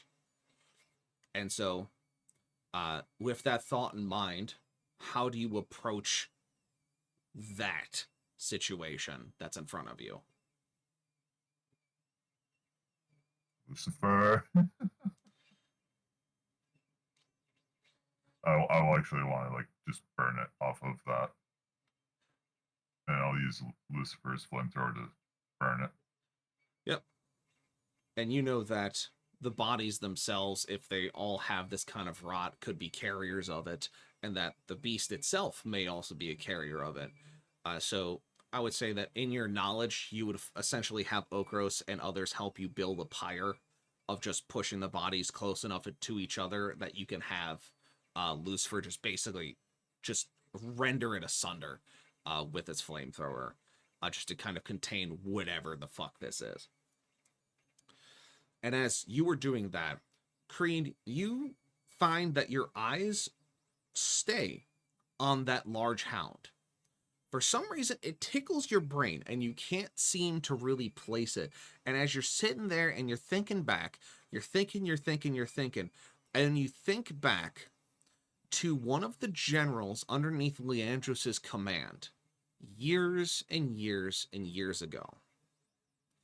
Back before the Godfall, back before this all happened, you remember saving Leandros from a coup from one of his generals.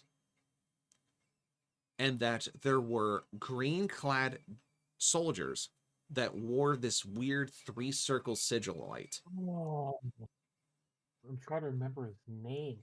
I remember the red armor was Corn. I know. Nurgle? That's His the name one. wasn't Nurgle. Did you actually name him Nurgle? I didn't think you No, did. I thought you named the him- god that he follows is, the general's name was something along the lines of Postulus. Yes, that's what it was. I remember it was associated with the plague. I couldn't remember the name of it. He was one of the generals of Leandros when Leandros was originally trying to find an edge to fight off everything around him. And so he had fallen to working with these individuals that had brought him a contract.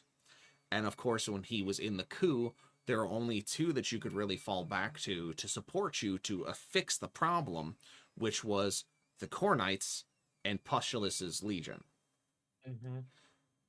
You remember, almost in a flash of memory, vividly, the creatures that Pustulus had in his bestiary, so to speak.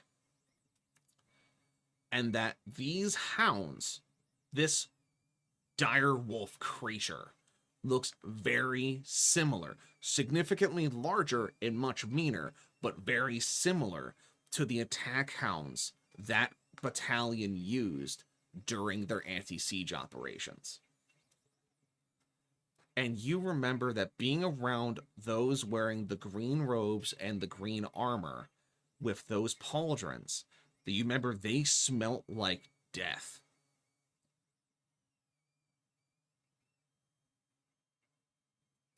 And all you can pull together is that what their motto was Nors Mobrist Est.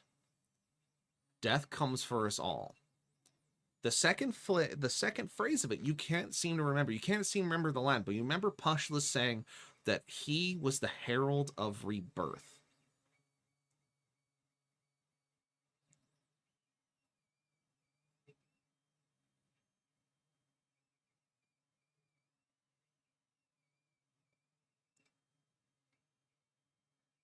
And sorry, I'm updating my notes about this. And as all of this hits you at once, for the first time in a long time, a lot of your bravado, a lot of everything about you has been jaded and consulted due to the fact of everything you've dealt with, everything you've walked through, everything you've fought, everything you've dealt with.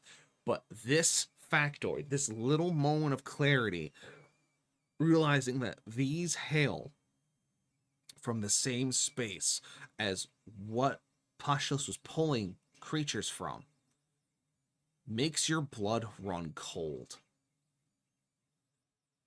Because if there's one, the other three are sure to follow. And that's where we end our session.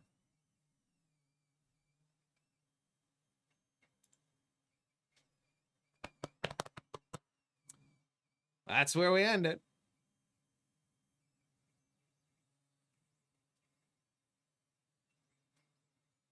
Really going back there, I couldn't remember for the life of me. I remember the association. I couldn't remember what it was though. Oh, that is actually upsetting. I'm not gonna lie. Know this. I should know this. Oh. it was a very long time ago for Creed. It was almost an entirely different Creed who was dealing with that situation.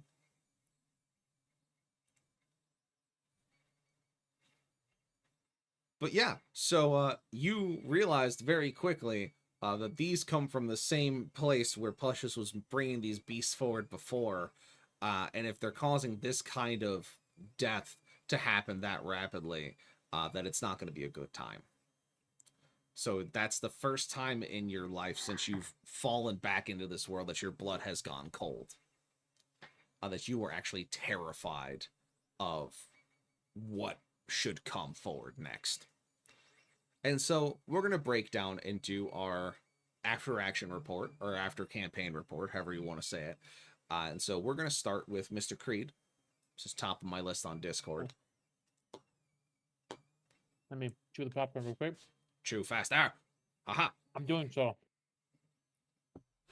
I think my favorite part was doing the turtle mode. Spin to win. Teenage Mutant Ninja Turtle. I'm not calling it that. I think the least part was me realizing I'm an idiot, because I misunderstood how these like penal soldiers were fucking blocking the road to guide people out of the city. After I have this bravado, and I'm no, you're like, yeah, they're just kind of standing there guiding people. They're not in a line or anything. I'm like, oh.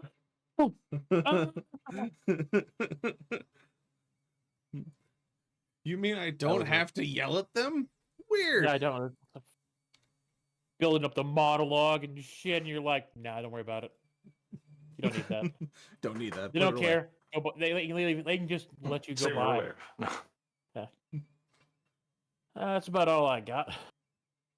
All right. All right, Mr. Zoe.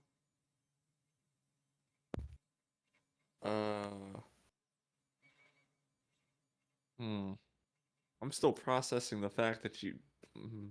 Why, Nurgle, man? Why are you doing this to us? Fuck off. Beyond that, nothing. This is cool. Looking forward to the next one. He's just excited about the new Dark Tide update, okay? It's fair. That's fair. All right, Mr. Nez. You know, I love the chaos that started off of me handing out haste potions in the beginning. I did not expect it to go that damn deep.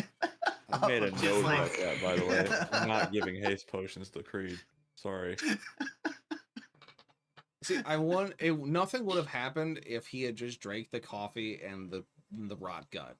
It was because he mixed it all together. That's when things got weird. Are you still streaming? I have to ask. Yeah, I'm still sharing. We're doing our after action. I didn't see bear rape starting off, by the way. I just want to point that out.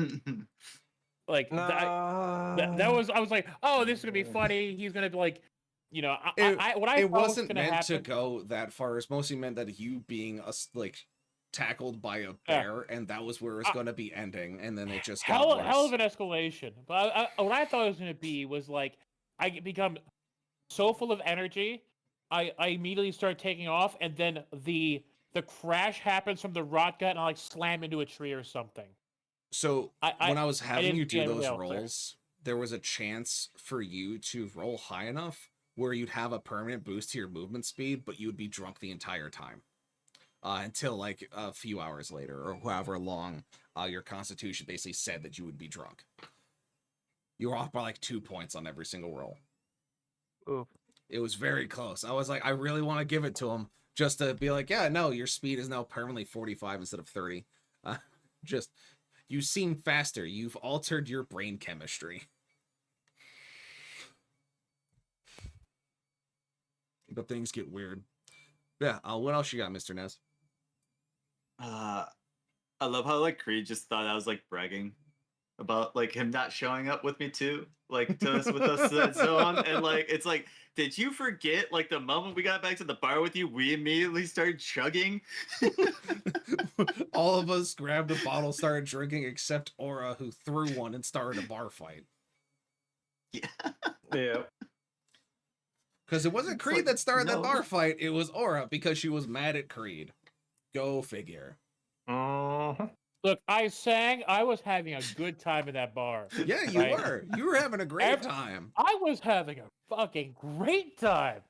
You The were fucking living the elf dream. shows up.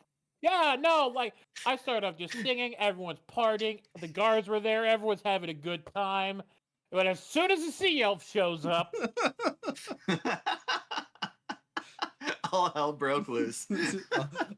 You fought an orc and you gained respect, and a bunch of shit happened all at once. It was terrible. Absolutely. I guess I have one last thing. Yeah. Creed just getting upset that I touched the rock. I said investigate it, not touch it. I mean, that kind of falls under investigating something, though. He kind of did what I would have expected him to do. I mean, Artificer does Artificer thing. Go figure. Oh no, I love this session. It was a lot of fun. Very good. All right, and last but not least, Mr. Okros. He walked away. How dare! All right, well then I'll do my breakdown while he returns. Ah, there he is. I see his wizard face.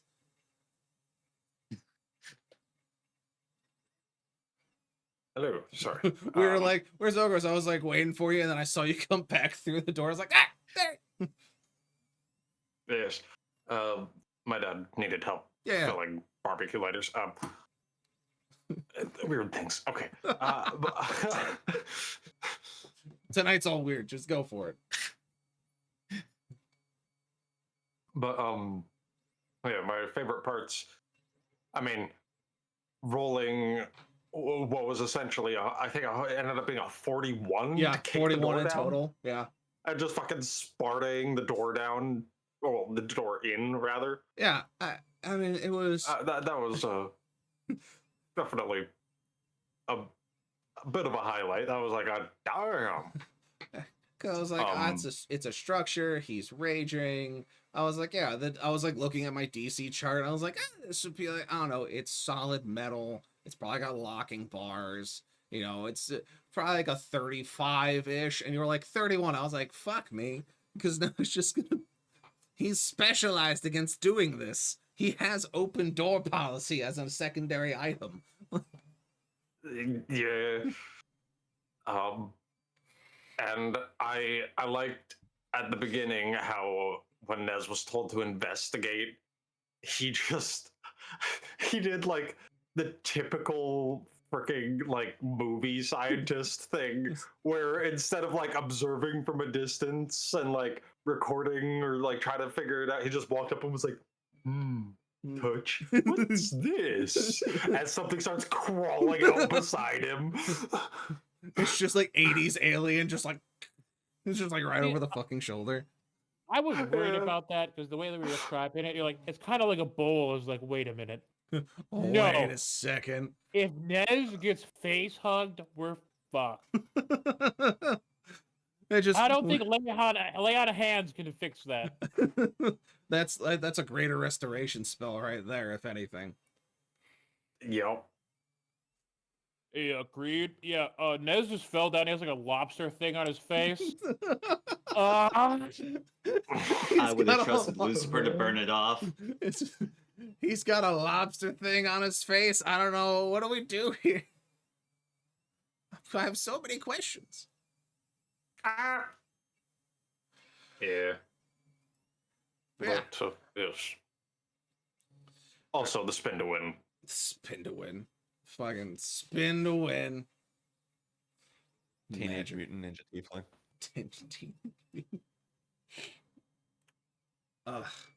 That's so good, but I also hate it.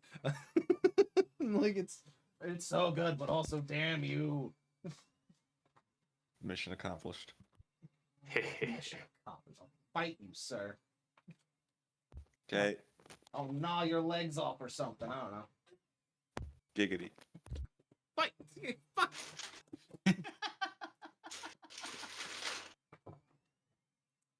Anyway, my breakdown of great parts was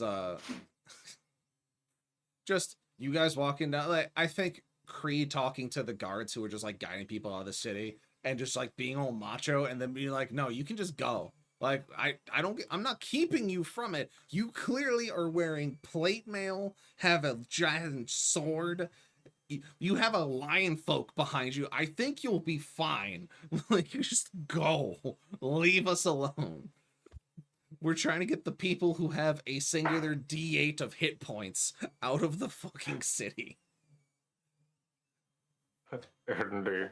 Like, they have single digit hit points. Like, we're trying to get them away from the things that do that amount of damage in a single swing. You know, because that's the whole fucking job, right? You know, just get the fuck out of here. Other fun part was, of course, I knew Nez was going to go poke the rock. And he did. Thank you, Nez, for poking the rock. Appreciated. You're welcome. Narrative driving device. I can always trust the scientist to be the narrative driving device when there's things of Send the scientist to go poke something. Just when there's something that needs poking to drive the story forward. It's like send the artificer. He'll go do it. He'll be fine. He'll be fine. In the back of my head, it was like, don't do this, but I'm like, no, I gotta go do it. I gotta go do it now. I can't. But I have a stick and I must poke. Look, it doesn't matter if like your front brain knows it's a bad idea. If your character would be like, bro, we should totally do this.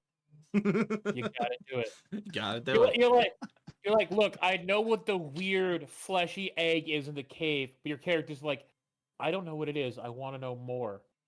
And your heart says, you know what's inside of that. Don't go near it. But your brain says, Nez would totally go closer. It's the part of roleplay, right? It's where, you know, it's an issue of me like being a forever DM, going and looking at playing in other people's campaigns, because it's like I don't know all the stats of all the creatures because I'm not a masochist. But it's like if I'm looking at something, I'm like, that I don't want to go deal with that. But then my brain is like, no, your character would totally go do it. You should totally just go touch it with a stick because it's gonna be funny. A perfect example. What was in the last campaign with the cursed sword? We're riding the chariot, and whoever's holding the sword is seeing visions of the past. And they're like, what do we do? Whoever holds it's going insane. So Creed just takes it, holds it, and opens the door, just throws it outside. Zero hesitation. You can't go crazy from the sword possessing you if the sword's not here anymore. The second fact that he hasn't said is that they then realized they needed to open a door of the place they were going, of the visions it was showing them. So then they had to drive back and pick it up and then drive it back to Martyr's Wake to open the door. So someone still had to hold it on the way there regardless. Like, I solved the problem the first time. Afterwards, not my problem. Not my problem. And then he was bonded to the sword. Just as it happens. But yeah, so it was definitely good. A lot of weird things. Definitely at the start of the session went a little off the rails because I was trying to do the oh my god, I had the movie reference in my brain and now it is gone. Like Super Troopers-esque, where it's cause a distraction. It's the bear dude in the bear costume. Like that was kind of the idea I was going for. It was just some slapstick bullshit thing of where, Creed's gonna make it sound like he's shitting out of pine cones, sound like a bear in the woods, and the party would go investigate, and then they'd find him having a bad time in the woods with no bear. But then the oopsie table said bear, and I went, fuck, bear. Instead, we decided to argue in the carriage. Yeah. I said bear, no. I felt so fucking blue-balled when you guys just stayed in the carriage and were arguing. I was like, God damn it. Like, guys, just go investigate the north. And you were like, no, he's fine. He's a paladin. And it was just like, Lol, this bear encounter is going to be so funny. Oh, shit. They just stay in the fucking cart. No more funny bits from now on, apparently. I'm not allowed to have them. But I yeah, mean, you still got a funny bit out of it. You're good. yeah, it was whatever. It was fine. It went too long. The funny was gone by the time it happened. But yeah, so otherwise I enjoyed it. I enjoyed kind of setting that all up. And then I loved leading you guys into the foyer and being like, oh yeah, this castle's fortified in a very interesting manner. You know, and then this creature is very interesting. Everything about this place is very interesting. The air seems heavy and putrid, and it's very interesting. And just look at all these interesting things that are happening all at once. Weird. Don't look too much into it. Yeah. So it's good setup, good set for the next session. Appreciate you all being here. And as always, thank you all my viewers for being here through it, who stuck close, who gave a follow, gave a like, etc. And of course, if you've missed a session, go to YouTube to my channel that's under the same name as the channel as you're sitting on here to go and view anything that you missed. Catch up on this. I'll probably be posting the VOD later this week. All our other sessions are on there. The other campaigns on there. A bunch of our co-op shenanigans and other shit that we've done before. My Monday Baldur's Gate campaign with Cass is on there for watching me get griefed by my house cat. You know, all kinds of good stuff. And of course, give a follow. No, your wall cat. I'm sorry, my wall cat. That's right. She lives in my walls. She doesn't live in my house. She lives in my walls. Yes. I have to be very specific about where she exists in my presence. Otherwise, please go ahead and give yourself go check out Rexus and go check out Stealth Rage. Both are listed in the title as well. Very funny guys. There are 2 players here. Mr. Okros is playing Mr. Rexus is playing Okros, the Lion Folk Barbarian. And Mr. Stealth Rage 7 is playing Nez, the Changeling Artificer. And so those 2 are very funny. Go follow them. I do collabs and co-ops with them all the fucking time. And when we actually get rolling, it's a fucked up time. Of course, thank you to Mr. Zoe playing a Darian, the Yuan-Ti Warlock. And lastly, and certainly not least, thank you, Mr. Blackburn, for playing Creed, the traumatized Tiefling Paladin. I should have. Your long, arduous journey will soon be over when you have Zeus's head on a pike.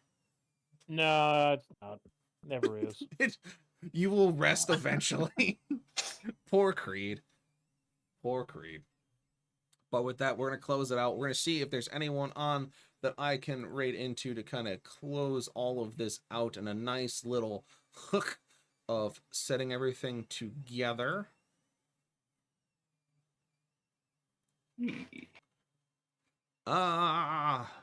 Groovy's playing baseball.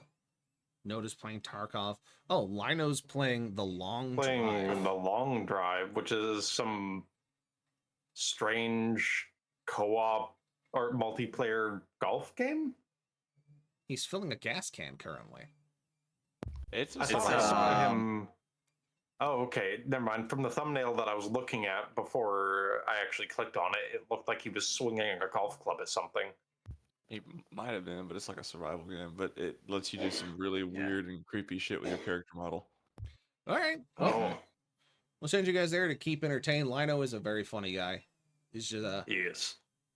Him, Lieutenant Goobs, and a bunch of others that we also do games with are very funny and go hang out and just do crazy stuff.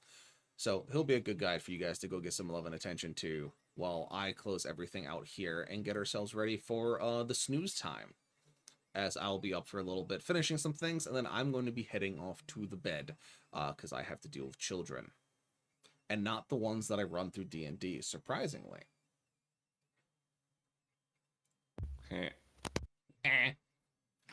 But if you give him a reaction, he keeps going. Don't react. Are you talking about me or him? Yes. Fair enough. Anyway.